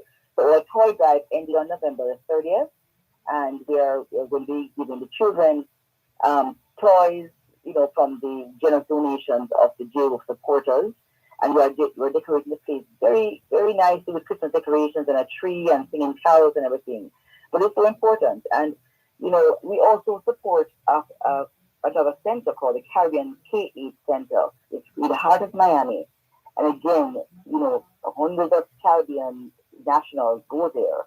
And in August, we had a back to school drive, and the generous donations of our youth supporters, they gave us almost $3,000, and we were able to purchase fully stocked school bags. So the school bags had everything you could think of: calculators, books, pens, pencils, and so we're not just giving empty school bags, stocking the bags. And about 150 kids benefited from that as well. So we will get back to school. So we're being very busy. We're being very, very busy. And as an organization with volunteers, it takes a lot of work, but the work is so fulfilling. And I'll tell you something that Dervan, Yes. when you have a strong board, my vice president is Aisha King Winford. She's going to be ascending into the presidency next year when I come out of office. But that's how JWOC does it. The vice president, learns along the way, and then they ascend to the presidency. She's going to be very dynamic because we have a board of 6 wonderful, incredible women, and we have 8 or so committees for varying things. And that is what fuels the Jamaican Women of Florida organization. And as I said, we're about scholarship, we're about service, but we're also about sisterhood. Because if we don't build that friendship, that sisterhood, we can't serve well together. And I say the Lord loves a cheerful giver. So we want to make sure that you know the people you are serving alongside with, you are friends with them, and that you can serve happily with them. And so we do have 8 strong committees, 8 strong committee leaders. We have a strong board, and we continue to do great work together because it really does take, someone, an incredible person to give up themselves, knowing it's all voluntary, but the rewards are immeasurable and unquantifiable. So why do you care, Janice McIntosh? Why have you taken on this awesome task? Why not just get on with your life and take care of your family and have a good time? you know, Jamaica is in the heart of who I am. And I love Jamaica and I love Jamaicans. And when I see how Jamaicans have really pushed, they say push the mighty side, we have really pushed through the mighty side of this world and become beacons in so many genres with the sports and education and fashion and culture. And I'm saying that there's something about the Jamaican, whether we were the ones that survived when we came across the Atlantic really. So it's a slave trade, but there's something about the Jamaican indomitable spirit that it is deep seated, within me. And even from my girls who were born in Jamaica but raised here, I ensure that they have a love for Jamaica and an emotional connection to Jamaica because being a Jamaican is really something special. Yes. Things have been taken as an experience, but it is really a part of who I am. I serve a lot in even my church here, my local church. I serve in the children's ministry. I serve in the women's ministry as well. I do a lot of voluntary work because I always say I'm happy. You can never be a successful human being until you learn to give back. So no matter how much you have, if you don't give back and give up yourself, you will always feel unfulfilled, like there's something missing. Yes. So you will never be a successful human being until you learn that thing, just giving back, just give, just give, just give. And for me, my passion is really Jamaica, and my passion are the Jamaicans in the diaspora. Yes. So what's the rest of the year looking like for you and your team at JWolf? Well, we just hosted a very successful health and wellness. It's a free community event that we give to the community, and that is anybody at all who wants to come and hear from Jamaican women of Florida. The Health and Wellness Forum, it really speaks about the body, mind, and spirit. And we know that, the West Indians, the kind of food that we eat can sometimes make us pre-conditioned to things like diabetes and high blood pressure. So we want to make sure that, the community is aware of what are the health factors that affect us. But again, it's really general and broad-based to anybody who came. It's about 200 persons showed up. We also had a college forum for students, college students, and we had over 70 college students. And that's where we actually launched our scholarship fund. Mm-hmm. And, we had people talking about, scholarship funding and where to apply for scholarships and just guidance counseling about what to do. Because, I tell you something to Dervan. For me here, I came here in 2009 and I raised my children here for the most part. They were 2 and 4 years old. Mm-hmm. And, not being in the system, you don't even know what else the things you need to know about college here in the United States. And so we made sure we made a call to the parents like myself to say, come and learn about what college is all about. And they were flabbergasted that you have to start from there like in first form to talk about college. And so we were able to host a successful college forum. And we have maybe about 15 applicants right now who are taking advantage of the Jamaican Women of Florida scholarship. And so we are looking forward to the end of the year to choose the scholarship recipients. And we're going to be having a Women Empowerment Conference coming up. And we have invited some fantastic guests. And this is really where we showcase who we are as a powerful organization. And so we're starting the planning of that. And we already have 2 confirmed guests. We have Cindy Briggs here, who is coming up to speak with us. And we also have Camilla Lawrence, who is a breast surgeon. I didn't have to tell you who Cindy Briggs here is. And we are courting one other person. I can't reveal her name as yet, but we're speaking to her agent, and hopefully she'll be able to join us as well next year. But we are looking forward to the end of the year and into the coming year. So that's going to be March. But we are so excited about the growth of JWolf.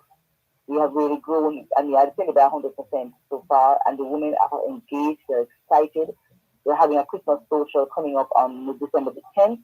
It will be a members meeting / Christmas social, where we're going to be sharing the vision of JWolf. And I'll say something to Dervan. Even though JWolf is a female organization, we're a female member. I was actually coming to that. It's all right. Go ahead. There's no way we can empower the female without empowering the entire family. Mm-hmm. So even as we share the vision of JWolf, it really does take on the entire family. And so the vision of JWolf is evolving. Yes. It is evolving. And you may hear something in the future called JWolf Cares. And we dropped the Jamaican Women of Florida and just for JWolf Cares because we are trying to become a Center for Action Resources and Emergency Services, a CARES. So the Center for Action Resources and Emergency Services, where we are going to take on a lot more than what we are doing right now. So it's not just the women we are interested in, we are interested in the entire family. That's right. Because we really want to build strong families. But we said, you know what? Let's start with the women. Mm-hmm. Because they are the ones who hold the family The together. nurturers. Mm-hmm. They are the nurturers. Okay. Well, we could go on and on. It's so quite engaging having this conversation with you, Janice McIntosh. Thank you so much to you and the entire JWolf team for your commitment to this kind of outreach, which you have been telling us about through JWolf, the Jamaican Women of Florida. How can our listeners keep in touch or get in touch or otherwise connect with JWolf? Yes, so a good question is this. So to get in touch with us, you can go on any of our social media handles. It's at JWolf, that's at JWOF, or you can go on our website, which is JamaicanWomenOfFlorida.com, and look up to be house, look up a member, and just also see the kind of programs that we have. You can also email us at JWOF at jwoflorida@gmail.com. That's one F there. So JWOFLORIDA@gmail.com. And of course, Jamaican Women of Florida has two F's, Jamaican Women of OFFLORIDA.com. We have great information. We are ready to accept more members because we said the more members we have, is the more members we have to help us to do the work. So we're not growing just to have numbers. We are growing to serve more and to create the mission of JWolf, which is to really give back to our community, especially our Jamaican women. And long may all of this continue. Thank you so much and all the best. You. Thank you so much.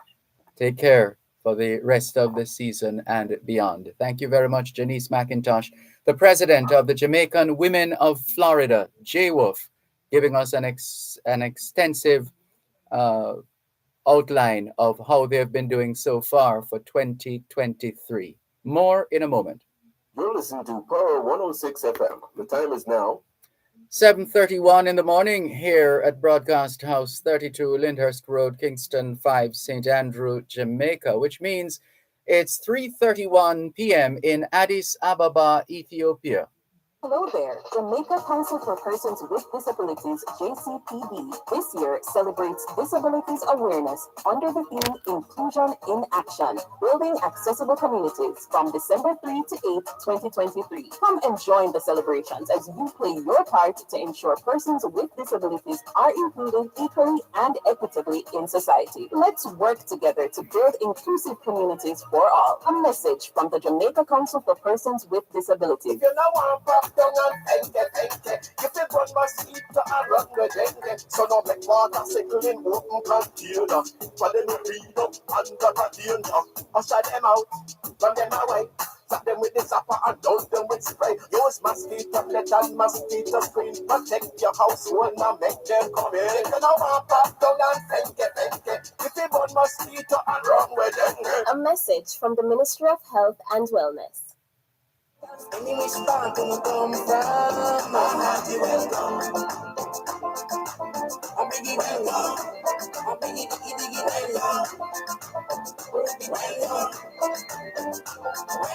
Y'all like you me miss. Welcome. Make me go back kiss. Welcome. Long time me no see. Welcome. Make me go down street. Welcome. Roll up your hand and sing. Welcome. Make me farm a ring. Welcome. Make me wheel and spin. Welcome. Fat y'all and sing. Welcome. Welcome.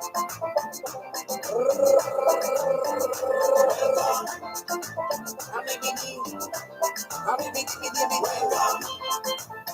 Indeed, welcome home, Jamaicans, wherever in the world you're coming from. We trust you are managing the temperatures right now, as insofar as you're able to, as an individual. And we look forward to seeing you on Jamaican soil.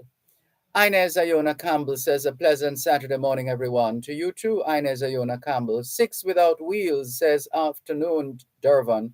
My friends and family in beautiful Jamaica, enough love. Dervan, it's been a while. X. All right. Thank you very much for your message.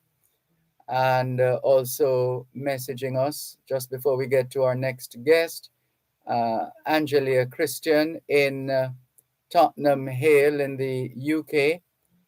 She says, "Good morning, Dervan, Malcolm, Power 106, and the team. Very cold day in London, below zero, below 7 0, she says. Ouch. Six Without Wheels says, oops, good morning. Right. I was wondering, it didn't seem strange when you said good afternoon because this is the Jamaican Diaspora Live Online. So anything is possible along those lines. And Six Without Wheels says, very, very cold here in London, England. Wishing I was there in beautiful Jamaica. KMT, LOL. All right. And oh, this is the same person who has been listening to us for years, otherwise known as Gaia. That's why I didn't recognize at first. Gaia, GAIA. Good to reconnect with you, and so lovely hearing the show, says Gaia. Thank you. Thank you very much. All right. We are going to turn our attention now.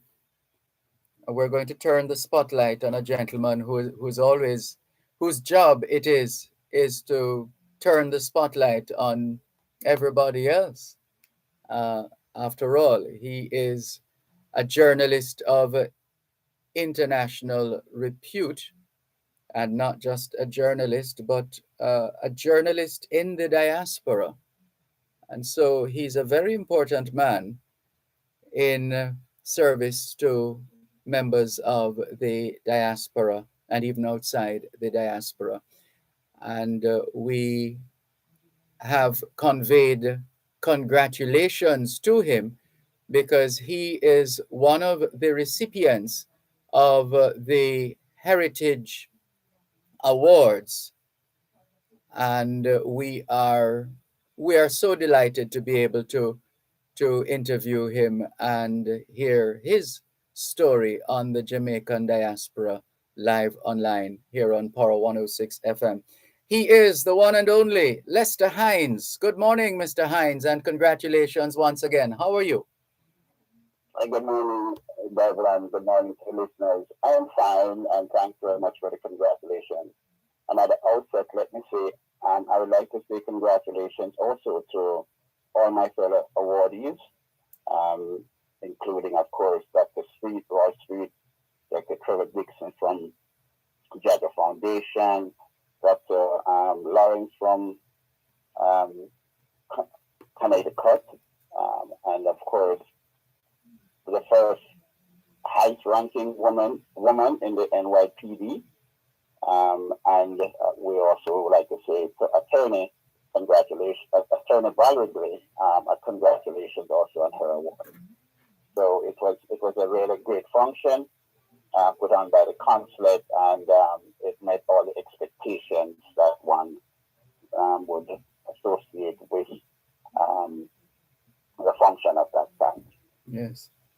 And can you give us your perspective on this this awards program, the Heritage Awards? I get the impression it's what you call a stellar event, or put another way, one of those that are highly regarded.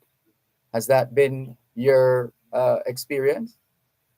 Yes, the Heritage Award started some time ago, and the Consul General Wilson has continued the process and expanded it to some extent, and increased the visibility of the awards. And it seeks to honor and recognize the work of people in the diaspora who are doing very, very outstanding work on behalf of Jamaica and the Jamaican, not only Jamaica in Jamaica, but the Jamaican communities here. And so it has been, it's an award that has gained in stature. Mm-hmm. It's an award that a lot of people are now looking forward to, because it recognizes the importance of the diaspora and the do on behalf of Jamaica, as well as the work that we do in the diaspora here. So I wonder, were you still working while you were being honored? Yes, as a matter of fact, I am in the process of putting together the story out of the award ceremony for the Gleaner. Yeah.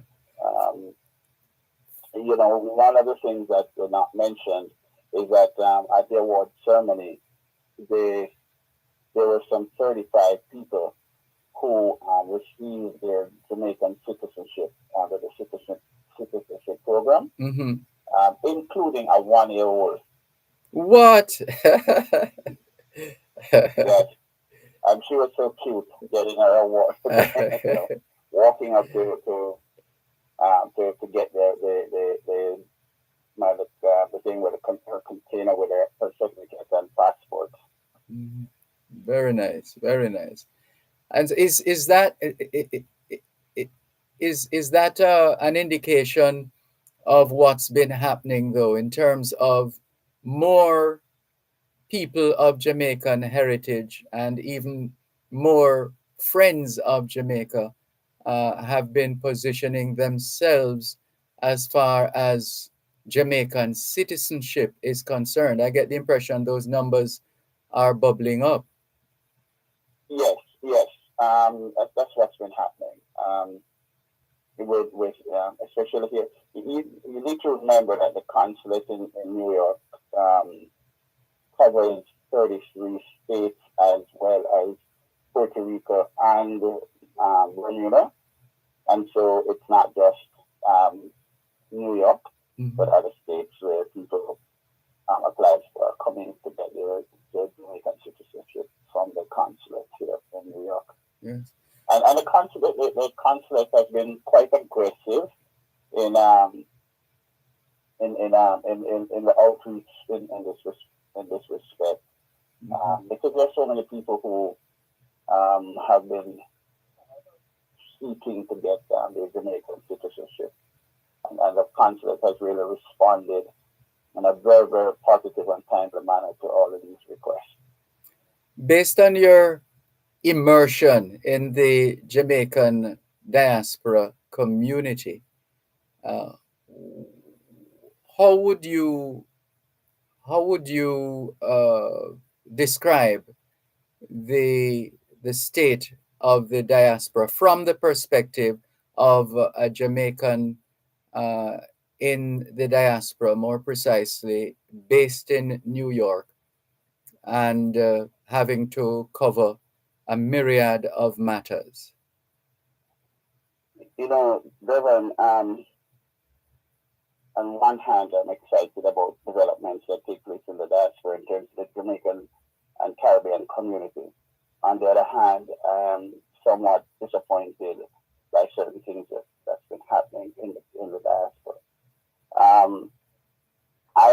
I've sought, and through my writing, the story for the Gleaner, that I continue to do, to highlight Jamaicans who are making progress, who are reaching the pinnacle of their profession.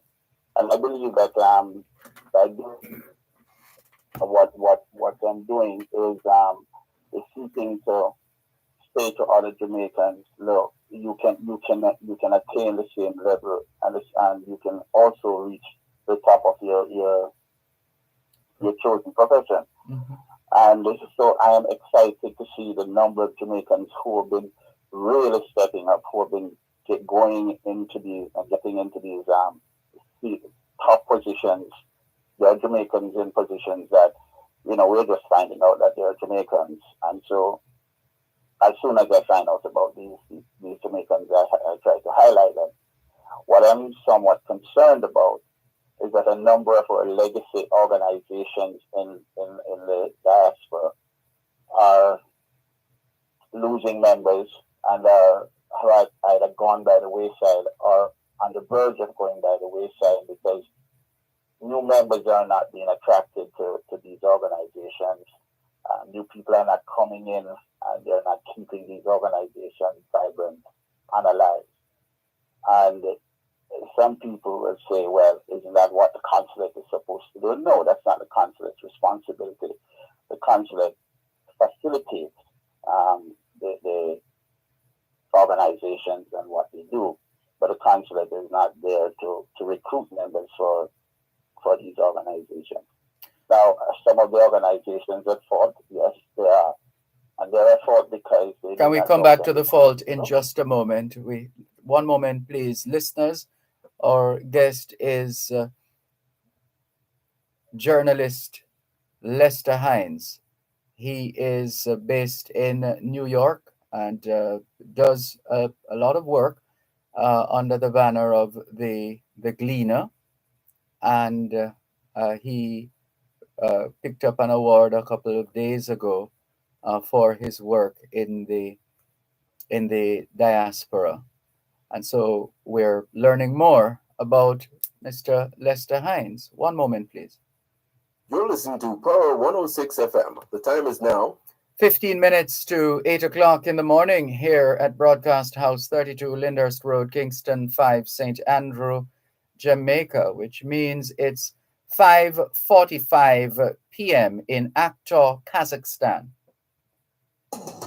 There's a retirement crisis in Jamaica, with only approximately 10% of the working population saving towards retirement. Many people do not participate in a formal pension plan, such as contract workers and the self-employed, and some are not eligible for a government pension.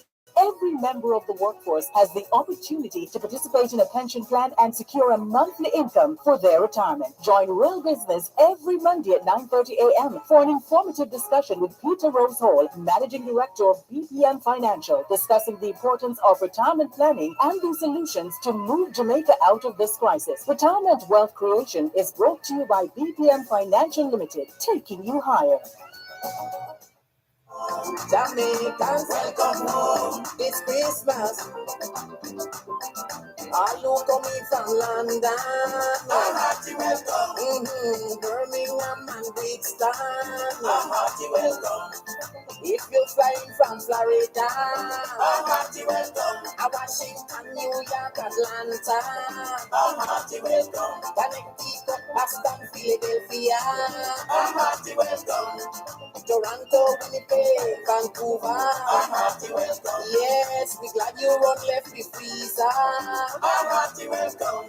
And to a Irish one, Jamaican winter. A hearty welcome. Y'all like you me please. Welcome. Make with us to east. Welcome. Long time me no see. Welcome. Make we go to the street. Welcome. Jump around and sing. Welcome. Make we find one ring. Welcome. One of the ways and swing. Welcome. Fat gal and slim thing. Welcome. Welcome back to Jamaica. One more time again. Welcome. Welcome to Jamaica, ladies and gentlemen. Welcome. Welcome to Jamaica, boyfriend and girlfriend. Welcome. Welcome to Jamaica, to all the picnic again. Yes, y'all like you mean this. Welcome. Make we go back this. Welcome. Long time we no see. Thanks a lot for staying with us here on this cheerful Saturday morning on the Jamaican Diaspora Live Online, Power 106 FM, as we enter the month of December with all kinds of emotions, especially at this time of the year. We welcome home all the Jamaicans who are home for Christmas and those who plan to be home for Christmas. Journeying mercies to you wherever in the world you're traveling from to Jamaica. If you're just tuning in, this is the Jamaican Diaspora Live Online on Power 106 FM. Our very special guest is Jamaican journalist in the diaspora, Mr. Lester Hines, who is one of the recipients of the Heritage Awards, which took place a few days ago. And we're also learning some of his thoughts in relation to how things have been going in the Jamaican diaspora. So it's a mixed bag, I believe you were saying, Lester Hines. Hello? What happened there? Let's try and reconnect with Lester Hines. He works with the Gleaner. He's quite a veteran as well, and a journalist, as we have said, of international repute. And he was just about to just share with us a little more on the other side, meaning he was, pretty much talking about the good things and that have been happening, but maybe a little disappointed at one or two other things. And so he was getting there, and uh, looks like we had a disconnection of whatever kind, and we're trying to reconnect with Lester Hines on the heels of the Heritage Awards organized by Jamaica's Consul General in New York. And seem to be having an issue there in terms of the connection. We'll try to see if we can fix that. But in the meantime, we just wanted to emphasize just how special an award this is, the Heritage Award. It's one of the sought after awards in the diaspora. And we're sorry we lost the connection, but let's see how we do getting it back. In the meantime, welcome to those who have joined us, and thank you very much for those who have been with us since the start of the program. And let's go down the line here and see who else has joined us. I think we've covered everybody who has joined us. Six Without Heels says, great pronunciation of my name. Love it, Dervan. You're welcome. And let's check in on our text line, same as the WhatsApp number, to see what's happening there as we continue with more on the Jamaican Diaspora Live Online on Power 106 FM. Still streaming live on the Gleaner's website, go-jamaica.com, live on your smart devices all over the world, as we watch a few messages popping up right now. And that very active group of Rachel's family and friends, we still have listeners who go who come onto the WhatsApp platform, and they use the opportunity to just post messages and feelings, etc. So that's what is up. All right, who is this now? This one says, Jamaica has no intention of honoring the Geneva Convention on Refugees that they signed as it pertains to the Haitian refugees. I'm not sure if the Haitians know that the situation here in Jamaica is almost the same as what they are fleeing from. And let's see, I think we have one more here.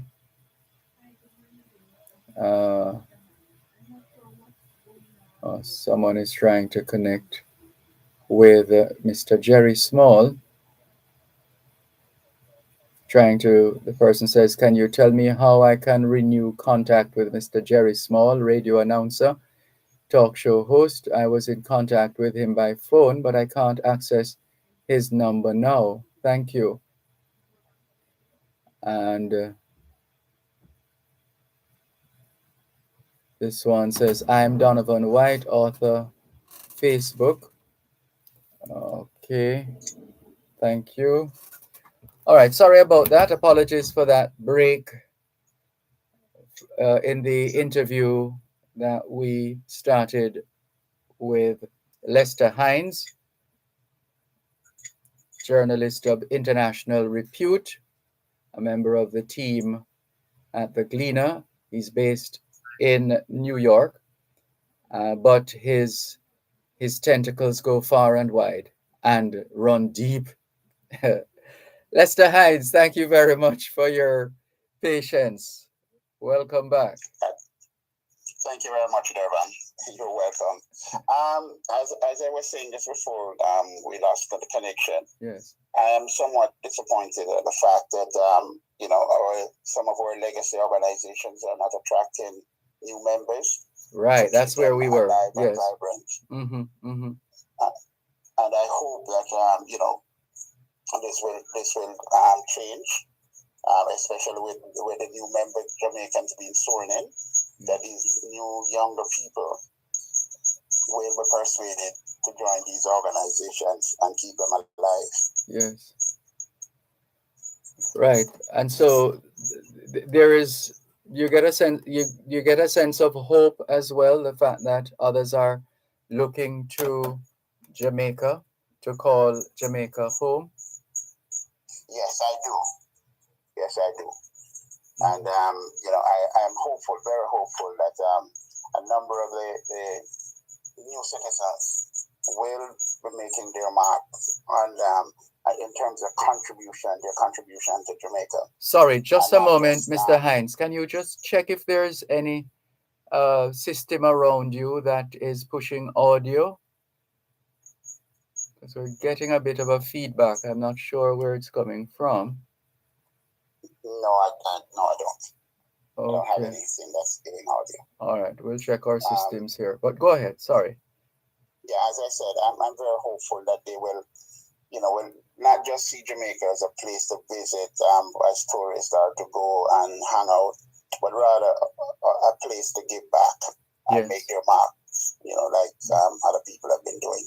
Yes. But I'm hopeful that they will be doing that. Mm-hmm. Dervan, I've been doing journalism since 1971, which is 50-something years now. Mm-hmm. I started the Gleaner, I went to RGR, and I've been involved with some major breaking news stories in Jamaica, major breaking news stories in Jamaica.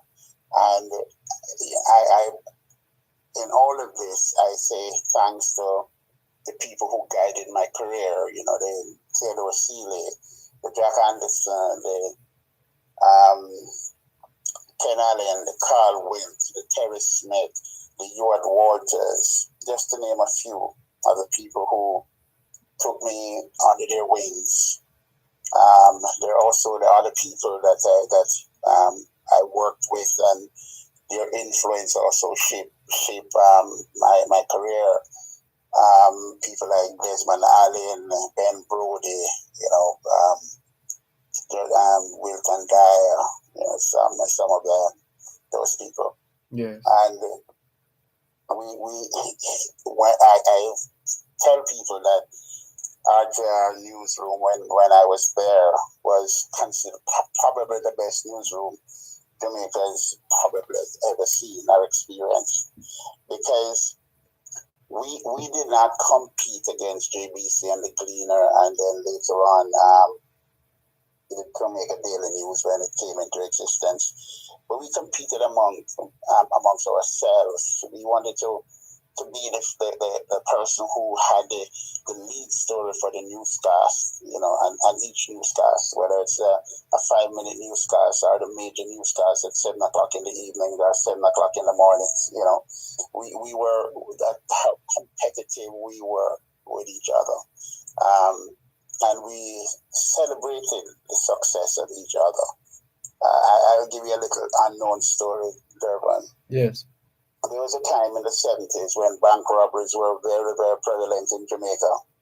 And RJR had a theme with the news come first theme. So an attention getter theme. And wherever you were and you hear that jingle go off, people would stop to find out what was going to be that breaking news stories. And it would be a story about a bank being robbed somewhere or what have you and all of that. The downside of that is that we come to find out that some of us in the newsroom were targeted by the police department because they thought that we were involved in these bank robberies because that's the only way they thought that we could be getting the story at the same time that they were getting it. You know, the fact is that they didn't know that we were getting the information from the police department itself. You know? All right, hold on. Let's pick up on that point after the break, please. You're listening to Power 106 FM. The time is now 8 o'clock in the morning here at Broadcast House 32 Lyndhurst Road, Kingston 5, St. Andrew, Jamaica, which means it's 10 p.m. in Tokyo, Japan. Hello there. Jamaica Council for Persons with Disabilities, JCPD, this year celebrates Disabilities Awareness under the theme Inclusion in Action, Building Accessible Communities from December 3 to 8, 2023. Come and join the celebrations as you play your part to ensure persons with disabilities are included equally and equitably in society. Let's work together to build inclusive communities for all. A message from the Jamaica Council for Persons with Disabilities. Tune in every Thursday at 3:30 p.m. for Your Legal Corner with Dana Walker Huntington, doing both sides of the story with Dervan Malcolm on Power 106 FM. It's your source of information regarding U.S. immigration matters, combined with Power 106 FM's pioneer of diaspora broadcasting. Call in with your U.S. immigration queries and concerns on 876-9224-11225 or send a text or WhatsApp message to 876-279-8598 and get the answers you need for your U.S. immigration questions. That's Your Legal Corner with Dana Walker Huntington, Thursdays at 3:30 p.m. during both sides of the story with Dervan Malcolm, only on Power 106 FM. Hardware shoppers, Stewart's Hardware is at it again. On Monday, December 11 and Tuesday, December 12, enjoy 2 whole days of super savings, huge discounts, and more. Plus, you don't have to come in store. Simply request a quote from our website at stewartshardware.com or send us a message on WhatsApp, Facebook, or Instagram with your order, name, and contact information, and we will process your order during the sale days. We're always giving the best value. Go a little beyond Stewart's Hardware, the because of the break earlier on.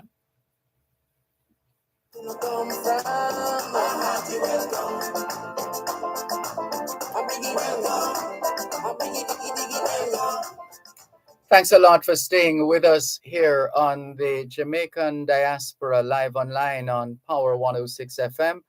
I'm Dervan Malcolm, and we continue our conversation with journalist of international repute, Mr. Lester Hines, recent recipient, as recently as a few days ago, recipient of the one of the Heritage Awards that were presented, and one of the Heritage Awards that was presented, and this is just another indication of the depth and the quality that can come to the fore that we have as a people. When you have someone like Lester Hines, as you heard, he started in 1971 and still at it, and as sharp as ever, and as engaging as ever. So, Lester Hines, just pick it up back at that point where we were just now before we had to take the break. You know, as I was pointing out there, I was making that point because I wanted to say that as journalists in the 70s and 80s, we did whatever was necessary to get the story. We were very, very conscious of the fact that informing, educating the public had to be the central points of our professional responsibility. And so we went beyond the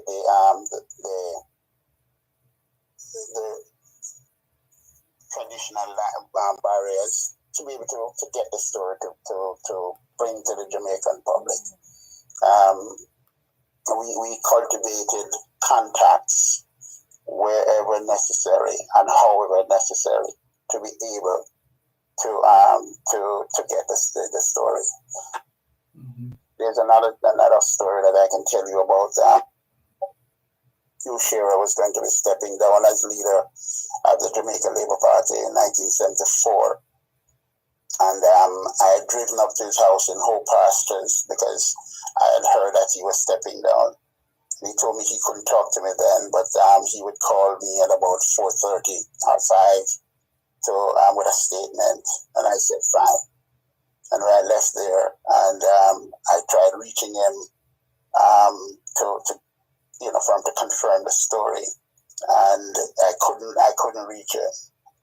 And then I called a number in Stony Hill and asked to speak with him, and he came on the phone, and he was extremely surprised that I had that number to be able to reach him there.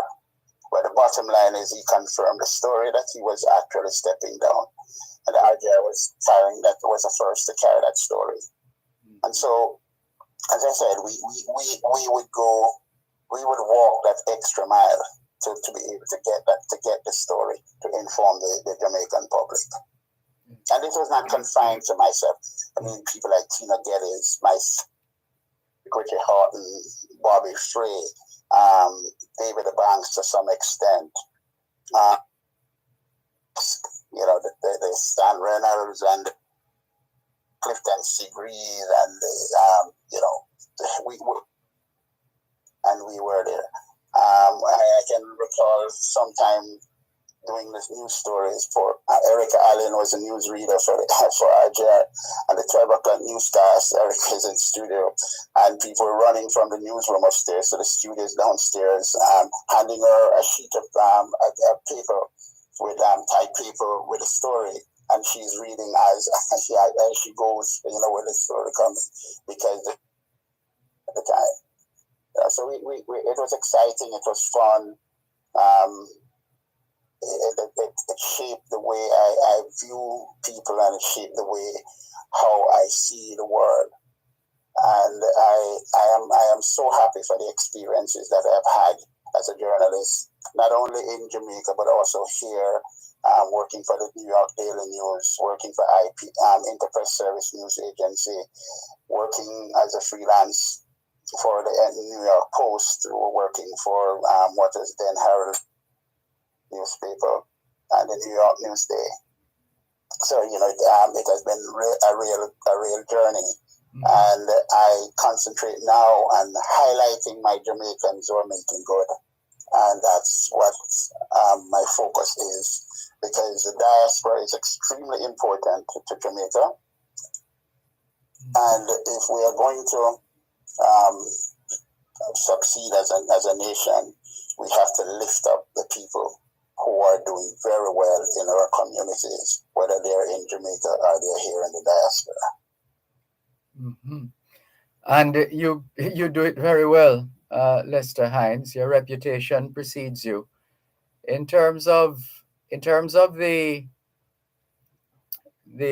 scope for some kind of media outfit for the Jamaican diaspora in New York, how is that going? Because there was the situation of the local based entity. When I say local, meaning one of the how do they call it in New York? Oh gosh, it's one of those. Well, Dervan, let me help you out here. Yes. Right? The diaspora, the Caribbean, Jamaican diaspora, is lacking a daily newspaper or weekly newspaper of repute. It's lacking a radio voice, because the radio station that most of the programs were on was sold. Those voices are now off air. Mm-hmm. Television, in terms of getting our information out, and so there is a real need to. It's like a blackout now, in a sense. Well, to some extent it is. But the thing is that, again, as I said, I'm hopeful. I know that there are moves being made. Mm-hmm. Being made, yes, to rectify this situation.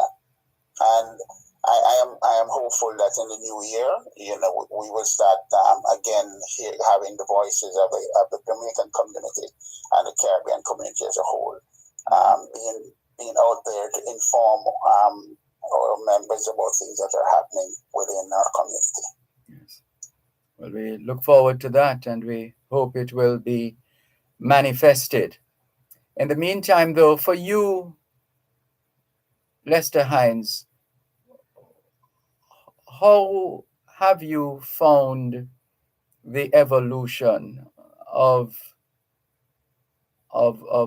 media as you watch and listen and look and read and experience?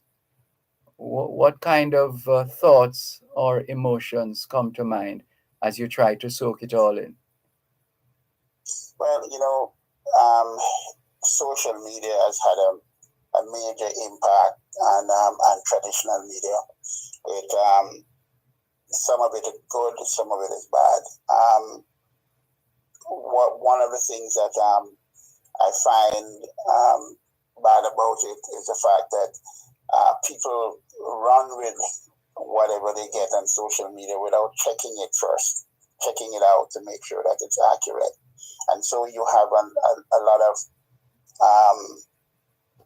corrections being made to stories that had somebody just spent an hour checking it out. They would have known that it's either incorrect or incomplete. And so, but social media also has a positive impact because it has kept journalists and news organizations on their toes to be able to keep up with what's happening within their sphere of influence. And so when we look at it, everything has a good and bad side. Yes. And so it's the same thing with social media. It's the same thing with media. Evolving, it has to evolve. Media is a living thing. Yes. And so it has to evolve if it's going to succeed and stay vibrant. And how do you, reflecting on your journey as a journalist, what are your reflections as you check your rearview mirror? Sometimes I ask myself, could I have done more? Are there stories that I could have written that I missed? But I say to myself, what I have done and the body of work that I have accomplished over the years speaks for itself. And I have very little regrets about my professional life. I think that I've accomplished a lot more than other people have accomplished in their entire career. I've had the distinction of interviewing the late President Fidel Castro and the late Palestinian leader Yasser Arafat within the space of an hour in Cuba at an online conference. Not many people can say they were able to do that. I have interviewed several heads of states. I've covered a number of international conferences and get to know world leaders on a one-on-one basis. So I've done it, and I am very happy that I've been able to do the things I've been able to do. But what is giving me more satisfaction now is to be able to highlight and uplift my Jamaicans in the diaspora who are doing tremendous work, not only in the diaspora, but back home in Jamaica. Yes. Well, we certainly want to congratulate you on your achievement, your latest achievement, your recognition, and the presentation of that accolade by the Heritage Awards team. Well done to you, Lester Hines. We could go on for much longer because you have lived it and you're still living it.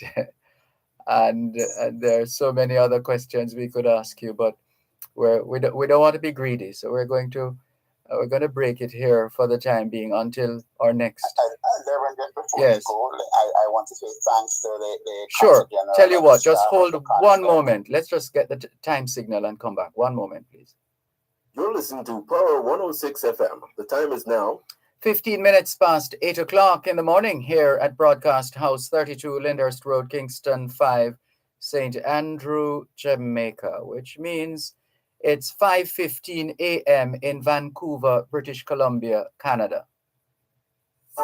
The craziest sale on all goods in store is at ENR Hardware. Enjoy discounts on items such as paints, toilets, doors, and tiles until December 10. You can't afford to miss this sale. ENR Hardware is your place to go for comfortable shopping and a friendly staff. Call 876-988-7485, 876-988-0977, or WhatsApp 876-236-5078. Visit lots 16 and 17 Portmore Town Center. Hello there. Jamaica Council for Persons with Disabilities, JCPD, this year celebrates Disabilities Awareness under the theme Inclusion in Action, Building Accessible Communities from December 3 to 8, 2023. Come and join the celebrations as you play your part to ensure persons with disabilities are included equally and equitably in society. Let's work together to build inclusive communities for all. A message from the Jamaica Council for Persons with Disabilities. Welcome to Jamaica, ladies and gentlemen. Welcome to Jamaica, boyfriend and girlfriend. Welcome to Jamaica, to all the tourists them, yes. Have some Christmas in Nazareth. They make me put up the box and the barrel. See why you bring me mommy, daddy, granny, auntie, uncle, just and the big make them sing along now. Welcome home, Jamaicans. Welcome home, it's Christmas. Welcome home, Jamaicans. Welcome home, it's Christmas. All who coming from London, a hearty welcome. Birmingham and Brixton, a hearty welcome. If you're flying from Florida, a hearty welcome. Washington, New York. Thanks a lot for staying with us here on the Jamaican Diaspora live online on Power 106 FM. I'm Dervan Malcolm, and we are delighted to have joining us in his capacity of one of the few recipients, and I said few, yes, so these are prestigious. It's a prestigious award, and therefore it's not necessarily 150 people who are being recognized. I'm exaggerating, but you get the point. But the organization has ensured that certain criteria are met, and the recognition flows ultimately from that. And so we are delighted to have one of the recipients with us, our own Jamaican journalist in the diaspora, Lester Hines, and he has been sharing with us a couple of anecdotes and stories, and just a reflection on his career, which is about 52 years and counting. And you can well imagine it's a body of work, and he just said it himself. So Lester Hines, we'll give you an opportunity to pick it up again before we have to wrap. Right. I just want to say a big thank you to your Mrs. Elsie and Wilson, her staff at the consulate, and all the people who are associated with the award. It was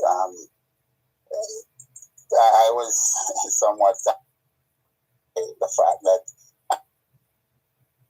not selected for. I'm sorry, Normally, Mr. Hines. the background. I'm I not don't sure see what the is awards and I happening, don't but see them out. the connection is in and out. But let's see. Go again, please. Yeah, I'm saying we're just thanking the staff of the consulate and the consul general for the award, and to let them know how much I appreciate the fact that they thought highly enough of my work to be able to present me with this award. And one other thing, I would just like to say to my sister in Jamaica, who I know is listening, Dr. Desiree Markey, thanks very much, my sister, for being there for me over the years. Thank you very much for once again joining us, Lester Hines. We really appreciate it. And we want to wish you even more success as you continue your service in the field of journalism. Well done. Thank you very much. And thanks to your listeners also. We thank you on their behalf. Thanks a lot, Lester Hines. All the best. Enjoy the rest of the weekend. Thank you very much. Okay, great. All right, so we're going to thank you again, Lester Hines. Right now, just say a word. Let's just say a word here to Lorraine Smith. Stand by. Please bear with us. We had a couple of technical glitches earlier on, and therefore we've had to extend the segments beyond what they were supposed to be. But that's fine. We're making it happen. And so in a moment, we are going to be speaking with Lorraine Smith. She is the president of the Jamaica Diaspora Council, Southern USA, and she will be our guest on today's edition of Diaspora Connect here on Power 106 FM. So let's just give you a bit more of Fab Five, just a little, just a toots more, while we make the transition. Toronto, Winnipeg, Vancouver. Yes, we glad you run left the freezer. But you are Irish one, Jamaican winter. Can't like you live this. Make we go to east. Long time me no see. Make we go to the street. Jump around and sing. Make we sound ring. One of the ways and swing. Bad girl and sing. Welcome back to Jamaica. You can come for this when you're ready. Welcome to Jamaica, ladies and gentlemen. Welcome to Jamaica. Thanks a lot for staying with us here on the Jamaican Diaspora Live Online on Power 106 FM. I'm Dervan Malcolm. So we're going to get in a word first before we speak with our guest in the Diaspora Connect feature on the Jamaican Diaspora Live Online. So before we do, we're going to connect with a man who has been waiting patiently and another recipient of the Heritage Award. And he is the founder and the CEO of Jaja Foundation, Jamaicans Abroad, helping Jamaicans at home. And he's also an emergency medicine physician at Jacobi Medical Center in the Bronx in New York. Congratulations once again, Dr. Trevor Dixon. Good morning. How are you? Good morning, Dervan, and the whole Jamaican Diaspora family. As you know, we are a family. And we meet every Saturday morning. So good morning, everyone. And thank you, Dervan, for that warm introduction. Thank you. You're welcome. Thank you. You seem to be doing this quite efficiently and effectively, like an award every weekend or something like that. Right. whenever God speaks to me all the time, Mhm. and He reminds me to be humble because it's through Him why all these things are possible. So I am grateful, I am honored, and at the same time I am mindful that none of this could be possible if it wasn't ordained by your might. So I give thanks. Mhm. All right. So what does this one mean now? Because you have received quite a few. Does it feel any different? Is there any significant difference in the feeling depending on which award it is, as opposed to just getting a reward and being grateful? But Dervan, I always go back to the pledge. As a Jamaican, you pledge your love for Jamaica. You go to the pledge, you listen to the pledge, and you embrace the pledge, and it humbles you when somebody thinks that you have done your duty as a Jamaican. So whenever the highest honor for us here in the diaspora is when the consulate of Jamaica, the consulate calls you and says, we want to award you for the work you have been doing. It's one of the highest honors as a Jamaican to me when your country calls you and says, thank you for the work. We recognize the work you're doing, and we think it's significant. And certainly, Consul General Tion Wilson is a genuine person. She is a patriot, as you know, and she does everything she can for Jamaica. So when she calls and say, we're going to honor you, we know it's a special. And not just to mention that the people who you're being honored with, Dr. Camellia Lawrence out there of Hartford, Connecticut, Miss Valerie Gray, attorney, Lester Hines, world-renowned reporter for Jamaica, and Miss Tinia Kinsella from the New York Police Department. She's a high-ranking chief in New York City Police Department, and to be honored with these people is just a great honor. It humbles you, and it makes you realize that there's so much more work to be done. Of course, last but not least, Dr. Roy Street, who has an event later on today, which the Center Foundation will be attending. Dr. Roy Street has been my mentor for many years, and to be sitting and receiving an award with Dr. Roy Street, I can't tell you how humbling that is. So all, Granny always say, you're known by the company you keep. So I feel like I've been doing what my grandmother would want me to do. And I want to just pick up all the folks from Christian Manchester, because that's where I grew up, and that's where all these guys are excluded. Very well put. And for you, how is this it for you in terms of closing out 2023, in terms of other initiatives or work that is yet to be done or is supposed to be done? But these things are fuel for the fire, we take these awards in stride and let us know not just how far we've come, but how much further we have to go. This is the fuel for the fire. In January, early January, we'll be in Jamaica, executed Mission for Change 2023. Of course, our ambulance still hasn't been cleared by customs yet, so we're impatiently waiting to have this ambulance. Hold on, I don't mean to spoil your presentation, Dr. Dixon, but I'm sure I didn't hear you say a while ago that the ambulance still has not been cleared. The ambulance that is at the wharf that Jaja Foundation has secured. Did I hear correctly? We had a couple of things cleared this week. Minister Nigel Clark clearly said that there was a lot of bureaucracy that happened and red tape that happened at ports. And of course, the Jaja Foundation has been caught up in a lot of that bureaucracy and red tape at the ports where they don't feel like an ambulance is worthy of a waiver. So we're working with them. We're hopeful that this leadership will recognize that even though it's been going on for a long time, it's time for a change, and recognize that if somebody's bringing an ambulance to work in the public sector, not a private ambulance, want to work with Jamaica's Fire Brigade, there should be some concessions. And they've been working on it since August 24th.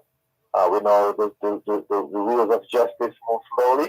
So oh my goodness, it gets worse. It's since the 24th of August. Jeez. Yeah. So, no, man, we have to do we have to do better than this, man. We can't have people busy raising funds, purchasing an ambulance, and the best thing that can happen is for it to sit on the wharf.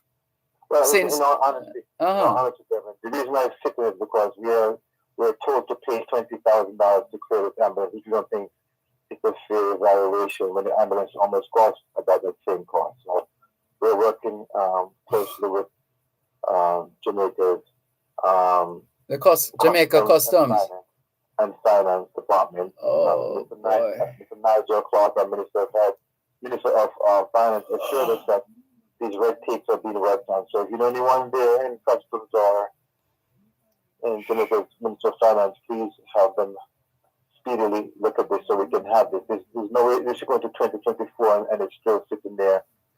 While people are in need of these ambulances in Westmoreland as accidents, as you know, and I'm really sorry I missed the opportunity to ask the health minister about this situation, because I was at a road safety event, a workshop, a few days ago. Had I remembered it, I would have asked the health minister. Goodness, we have to do better than this. We can't. I mean, we can't have an ambulance just sitting there on the wharf when it is needed. It is needed. So why would it be sitting there? Oh dear. We really hope this is resolved as quickly as possible. Well, we're hopeful. We believe in Jamaica, and as I said, I took a pledge for Jamaica, and no matter what, we don't give up hope. And one thing about Jamaica, they always seem to come around and be the shining star of the Caribbean. So hopefully, the situation. So Mr. Lester Hines is more than happy to do a story on that. But I told him we were going to be a bit more patient and see what we can get done. Congratulations to Lester Hines again and the whole team. And Ms. Lorraine Smith, thank you for waiting in the wings. Lorraine is a very good friend of mine, and she certainly has a pivotal role in the diaspora.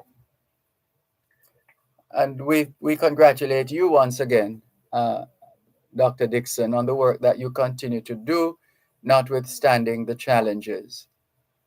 Thank you, Dervan, and the team of the Jamaican Diaspora. Thank you for having me have a meeting where we can get the word out of what's going on in not just the diaspora, but what we're doing in Jamaica. Thank you so much. And thank you to everyone, the Jamaican Consulate, under the leadership of Ms. Asjan Wilson for giving me this wonderful, prestigious award. Thank you, everyone. Thank you, and all the very best. Take care, Dr. Dixon. Thank you. Bye-bye. Bye-bye. Dr. Trevor Dixon is founder and CEO of Jaja Foundation, Jamaicans Abroad, helping Jamaicans at home. He's also a medical doctor. He is an emergency medicine physician at Jacobi Medical Center in the Bronx in New York. We really hope not to be hearing too much more about an ambulance sitting on the wharf when it needs to be in action, not inactive, but in action. Oh dear. Thank you, everybody, for your patience and understanding. Let's get on with the program here on the Jamaican Diaspora Live online. Lots of messages popping up. Let's clear quickly and go through all right, we'll come back to those. But since we have our guest for the Diaspora Connect section who has been holding for quite a while, we'll take her now and get to the next segment of the program. So right now we are about to introduce to you our guest at this time. She is the president of the Jamaica Diaspora Council, Southern USA, Lorraine Smith. good morning to you, and thank you for your patience and understanding. How are you? Morning, Dervan. Thank you. I am great. I'm feeling great. I am here in Jamaica, so absolutely feeling wonderful. Well, we're happy to have you home. Welcome home. Do we need to play a little bit more of the song for you? Welcome home. Thank you. Thank you. All right. So now uh, we we recognize that you have been, I don't want to say catapulted, but put it another way. Let's just say you have said yes. A call went out, and you obviously said yes. And that's why you are the president of the Jamaica Diaspora Council, Southern USA. So that seems evident to me right now. But what I would like to know from Lorraine Smith is, why did you say yes? Remember, this is not a paid position, this is voluntary work. Why would you want to do that? Oh, absolutely. It is voluntary, but it's also work of the heart, Mm-hmm. and that's how I look at it. I said yes because I truly believe that I'm called to be a servant. I'm a servant leader, and continue the work that I started in the North when I was on the health sector as the co-chair in the Northeast for the last 3 years. I said yes when I moved to the South because I do believe doesn't matter where you are, if the work is there to be done, the work has to continue. And So that's the reason I said yes. Yes. And continue to say yes. All right. All right. So what has it been like so far? How does it feel this time around? Yes, as you said, when you served in terms of the health sector of the diaspora, uh, that yeah, you did that already, but then this is a different position uh, by itself. So what's the plan on your part as you take up your position as president of the Jamaica Diaspora Council, Southern USA? And I would wholeheartedly agree with you. It's totally different. It's an opportunity to serve the 13 states in the South and to educate, motivate, and activate everyone who is a part of the diaspora in the southern states so that we can all be included. That's really my theme. Yes. To educate, motivate, and activate.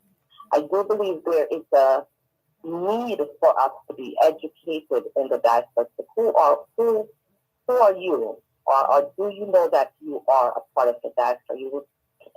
So many times we hear folks that that's not for me. That's the elite group of people, and I don't belong in that group. And that's not the truth. That's not what it is. As long as you are a Jamaican living abroad, you are the diaspora. You are a part of the diaspora. It's not a membership. Yes. It's your heritage.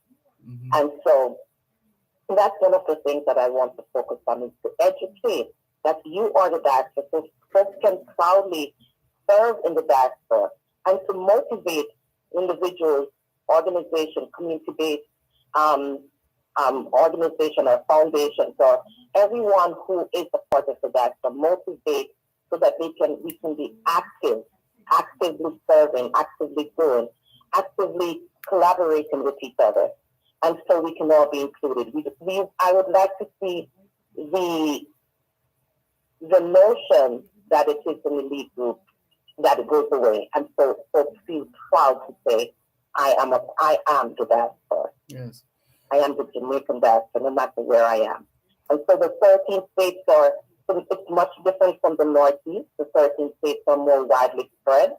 And so we have not heard from a lot of the states, like New Mexico and Mississippi and Tennessee and those states, where we haven't heard from them, but we do not know that there are Jamaicans out there, because Jamaicans are everywhere. And so that's why part of my mandate for serving is to sound an alarm, is to do a roll call for everyone in those certain states to be activated so that we can all get together and make the diaspora a better movement, a movement that provides results, but also makes Jamaica a better place. Mm-hmm. And what is as you mingle and mix and associate with members of the Jamaican diaspora in the southern USA, what are you feeling? What kind of responses are you getting from members of the Jamaican diaspora in the southern USA when you introduce yourself or otherwise seek to engage anyone within the diaspora at any given time? And so, Dervan, I get a mixture of there's folks who are surprised. They did not know that there's a Jamaica diaspora southern. You would say that they are a part of. They didn't know it existed. Or folks will know that it exists but did not have a desire to be a part of it. And then you have those who have been a part and have been doing, but they're hidden. They're somewhere doing it, but no one knows that they're doing whatever they're doing to make Jamaica and the diaspora a better place. So you have a mixture. You have those who don't know, those who do know, but kind of don't want to be a part of it for whatever reason. And so my job is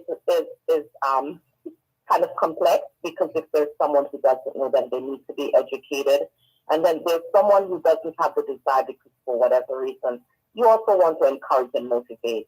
And those who have been doing, we want to highlight them and say, hey, we have organizations like the Jamaica Atlanta International Chamber of Commerce, that's in Georgia. We have tons of agencies or organizations, I would say, in Florida that have been doing the work. We want to highlight them. And then we also want to find those organizations that are out there in the southern states that we have not been aware of. I know there's the Texas, state of Texas. They're doing a great job out there. We want to bring them on and, have folks be knowledgeable of the different states and what they're doing. Mm-hmm. So as I said, my role is complex because it takes a lot of communication across the state for this to happen. Speaking of communication, what kind of communication mechanisms have you had to employ in order to meet your objectives? So we started out first, as you know, social media reaches everyone. So we are doing social media platforms. We will have kind of like a campaign style roll call going out so we can echo in the 13 states. And of course, we do always rely on word of mouth because if each one tell one, then it multiplies, then it goes across. If you have a great experience and if you have the desire, you tell someone else, it's almost like fire, it catches. So we're using those platforms, and we're also using the heart, the mechanism of the heart, touch the heart, and talk about what you have been doing with someone else and how they can come along and join us. So the more the merrier at this time.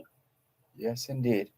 Well, we welcome you and thank you for your willingness to participate, your willingness to play your part, to paraphrase the national pledge, to play your part in advancing the welfare of the whole human race. But we always put in the disclaimer, Parson, christening, picnic, fuss. And if you think something is wrong with that, just remember the safety instructions on an aircraft. A mask will drop down, and when that happens, your oxygen mask, put on your mask first before helping others. So it's not helping at the expense of, but just a recognition that if my mask isn't put on properly, that could be serious problems there.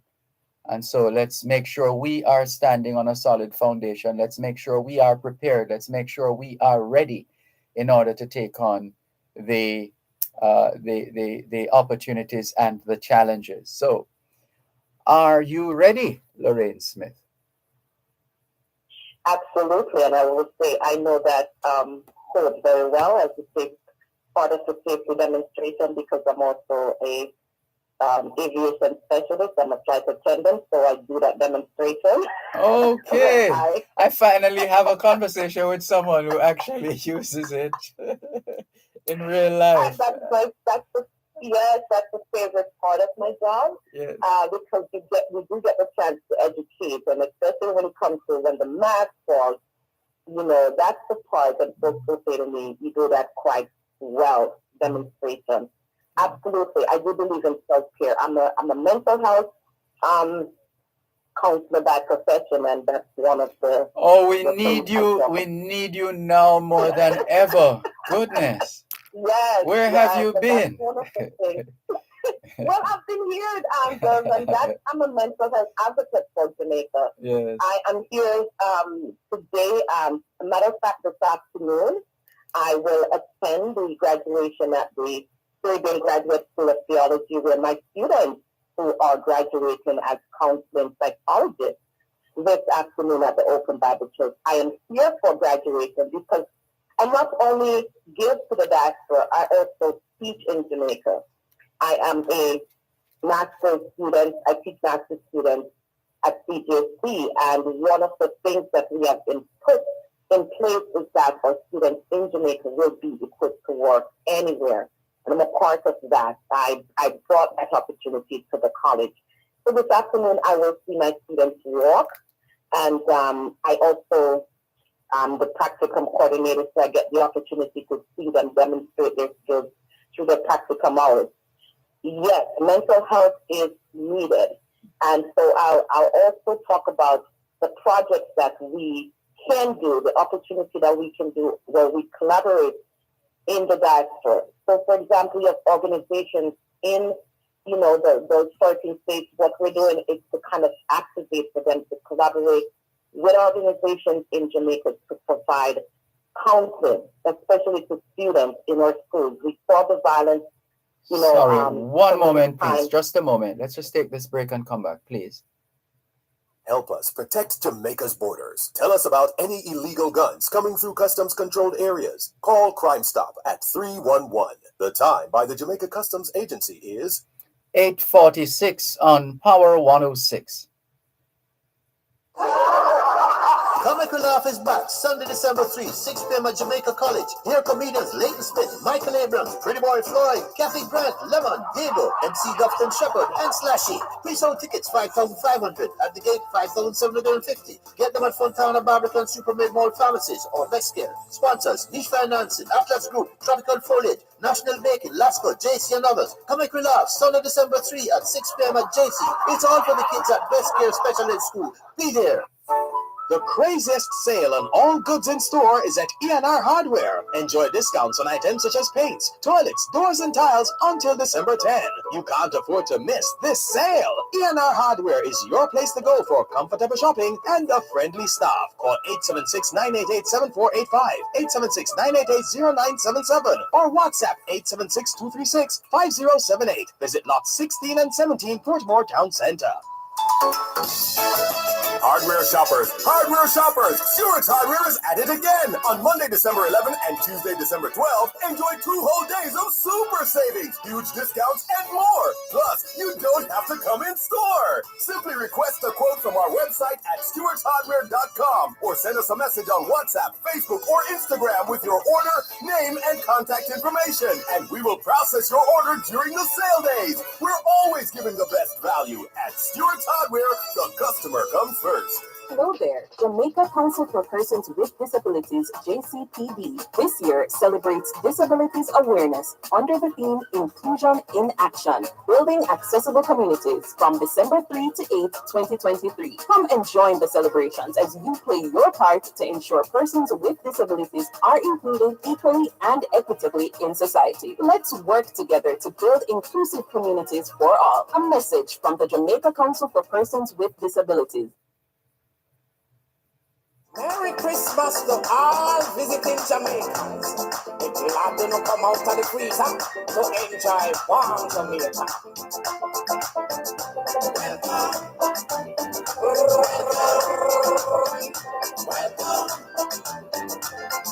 Welcome back to Jamaica one more time again. Welcome to Jamaica, ladies and gentlemen. Welcome to Jamaica, boyfriend and girlfriend. Welcome home, Jamaicans and friends of Jamaica. Good to have you on the rock, as solid as ever, still, notwithstanding the challenges. Thank you very much for staying with us. Thank you for joining us if you're just tuning in. This is the Jamaican Diaspora Live Online on Power 106 FM, the program which celebrates, highlights, showcases, and promotes what can happen when Jamaicans at home join hands with Jamaicans abroad. And our very special guest in the temporarily shifted segment, and I put it that way because the segment for Diaspora Connect is at 8:15. That's when it's usually aired, 8:15 on a Saturday morning. But of course, there are times when we have a bit of an overflow as far as the time from a previous segment is concerned, and then it goes out of timing, so to speak. But we're happy to bring it back. And we thank our guest today, Lorraine Smith, president of the Jamaica Diaspora Council, Southern USA, for her indulgence. Thank you so much for staying with us, Lorraine Smith. So we were at the point of the value of mental health and the importance of maintaining good mental health. So you're preparing more students to join us in the real world, so to speak. Is that it? Is that part of your work? Absolutely. And not just for students. We also want to let, it goes beyond our students. It also involves us in the community. The role that we can play as we start to increase not just the knowledge, because you can know about mental health and emotional wellness, but you're not doing anything towards it. So we will be doing that for education more so in the next few months, starting in January, in regards to emotional wellness. We've seen two earthquakes come about within the last few weeks, and so want to be able to support individuals here in Jamaica in terms of their emotional resilience and kind of getting back from the turmoil to tranquility. So we will provide some training on that to the diaspora. That's good news. One of the other things too, absolutely, because we do know that it can be traumatic. Disasters can always be traumatic for individuals. So we want to be able to provide that. And also to for folks to know where to go when you are in some form of emotional crisis. So you can always educate us what are the resources that are available. We will be focusing around those kind of issues. And as I said, I'm a mental health professional, but also I'm a mental health advocate. I've been serving in this capacity helping profession for almost 30 years. Okay, so you're pretty close to the Power 106 FM years. We celebrated 30 years for the last year, and now we're into a brand new one as of yesterday, the 1st of December, now celebrating 31 years of service to Jamaica and the diaspora. So that's good company to be in, right? Absolutely, absolutely. And one of the things is just using our experiences and knowledge, the knowledge that we've gained, bring it back. We want to bring it back to Jamaica. And that's one of the things, as I said, to echo that roll call. Yes. Of calling all our doctors or nurses or teachers or mental health professionals up to certain states. For us to activate and to come together to really collaborate and serve. It's a roll call that's going out this morning.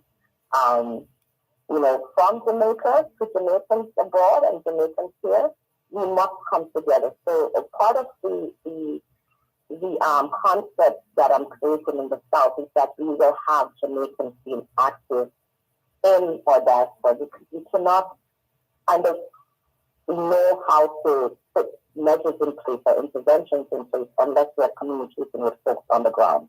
So we want to have Jamaicans be more a part of the diaspora as well, so that if we are putting interventions, we know it's the right interventions to put in, so that we can continue to solve issues or prevent issues prevent situations before they escalate. Yeah. Well put. You are on the money, and your fluency on the subject is evident of the depth of your knowledge, experience, and expertise. It's quite palpable. Thank you so much. Congratulations.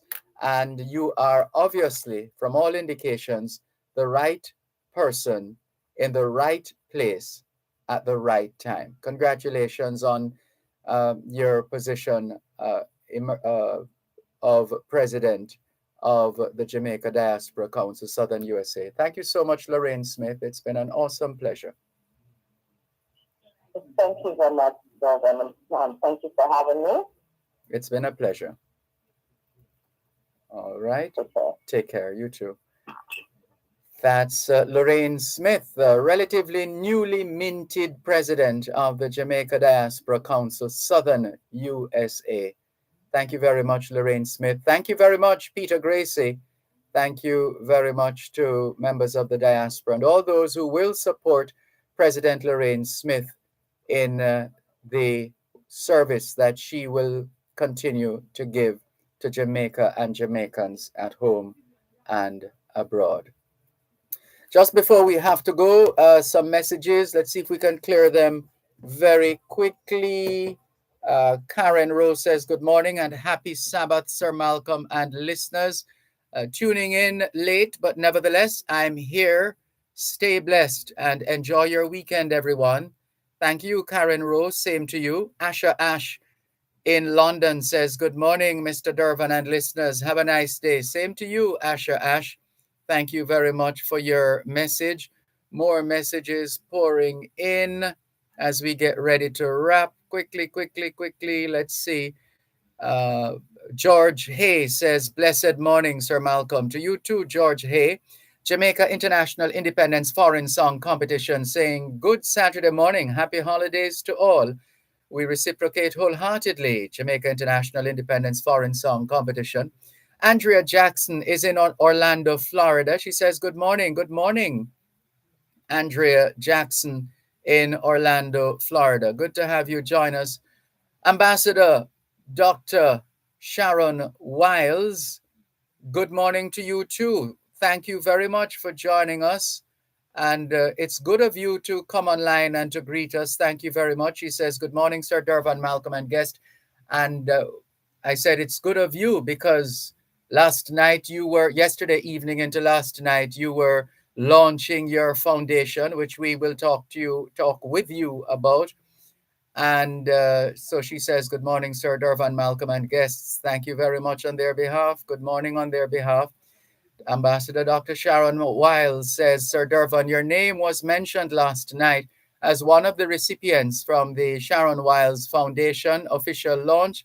Congratulations. I have your trophy.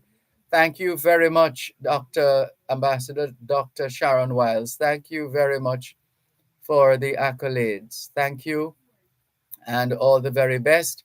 And Ambassador Sharon Wiles says, happy birthday, Power 106 FM. Thank you very much on behalf of the team.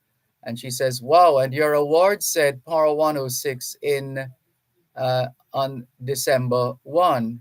Yes, the 1st of December. That's when the station went on air in 1992. Dr. Trevor Dixon, emergency medicine physician at Jacobi Medical Center in the Bronx, New York, and the founder and CEO of Jaja Foundation, greeting the entire Jamaican diaspora family and telling us it's 44 degrees Celsius in New Jersey. Thanks for sharing. John Perry is also online. He says, good morning and season's greetings to all. This situation with items donated from the diaspora being held hostage by customs in Jamaica. This is an ongoing problem. It's urgent to resolve this issue, Mr. Malcolm, says John Perry. Indeed it is, and we trust it will be resolved once and for all in the name of Jamaica, land we love. Inez Ayona Campbell says, happy 30th, Power 106 FM. Thank you very much. Catherine Kelly, good morning to you too. Thank you for joining us. Cheryl Chen Su says, good morning, Mr. Malcolm. Wishing you a blessed weekend. Same to you, Cheryl Chen Su. Jessica, the undefeated Malcolm, says, this is the day that the Lord has made. We will rejoice and be glad in it. Enjoy your Saturday. Thank you very much. Joan Edgehill says, blessings, Dervan and friends. Wishing you all a beautiful day. Thank you very much, Joan Edgehill. Arnett Morgan in, where's she again? She's Montreal, Canada. Good morning, Mr. Malcolm. Hope all is well with us, with you and family. Season's greetings from me in Montreal, Canada. Season's greetings to you. Thank you very much for tuning in, Arnett. Merci beaucoup. Thanks, everybody. Can we thank you once again for the privilege of serving you on yet another edition of your program, the Jamaican Diaspora Live Online. All things being well, the Jamaican Diaspora returns next Saturday. Till then, this is Dervan Malcolm wishing all of us a safe and peaceful weekend.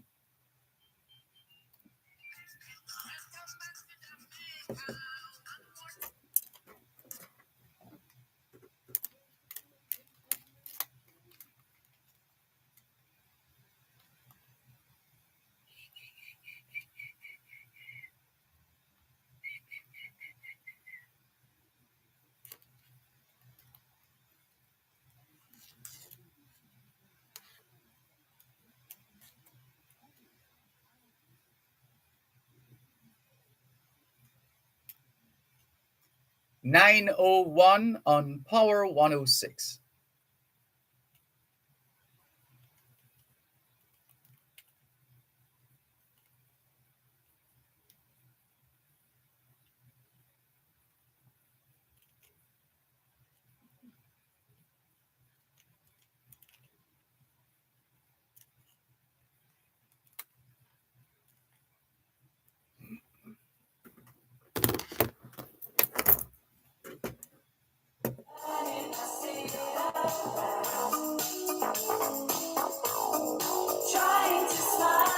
Bye.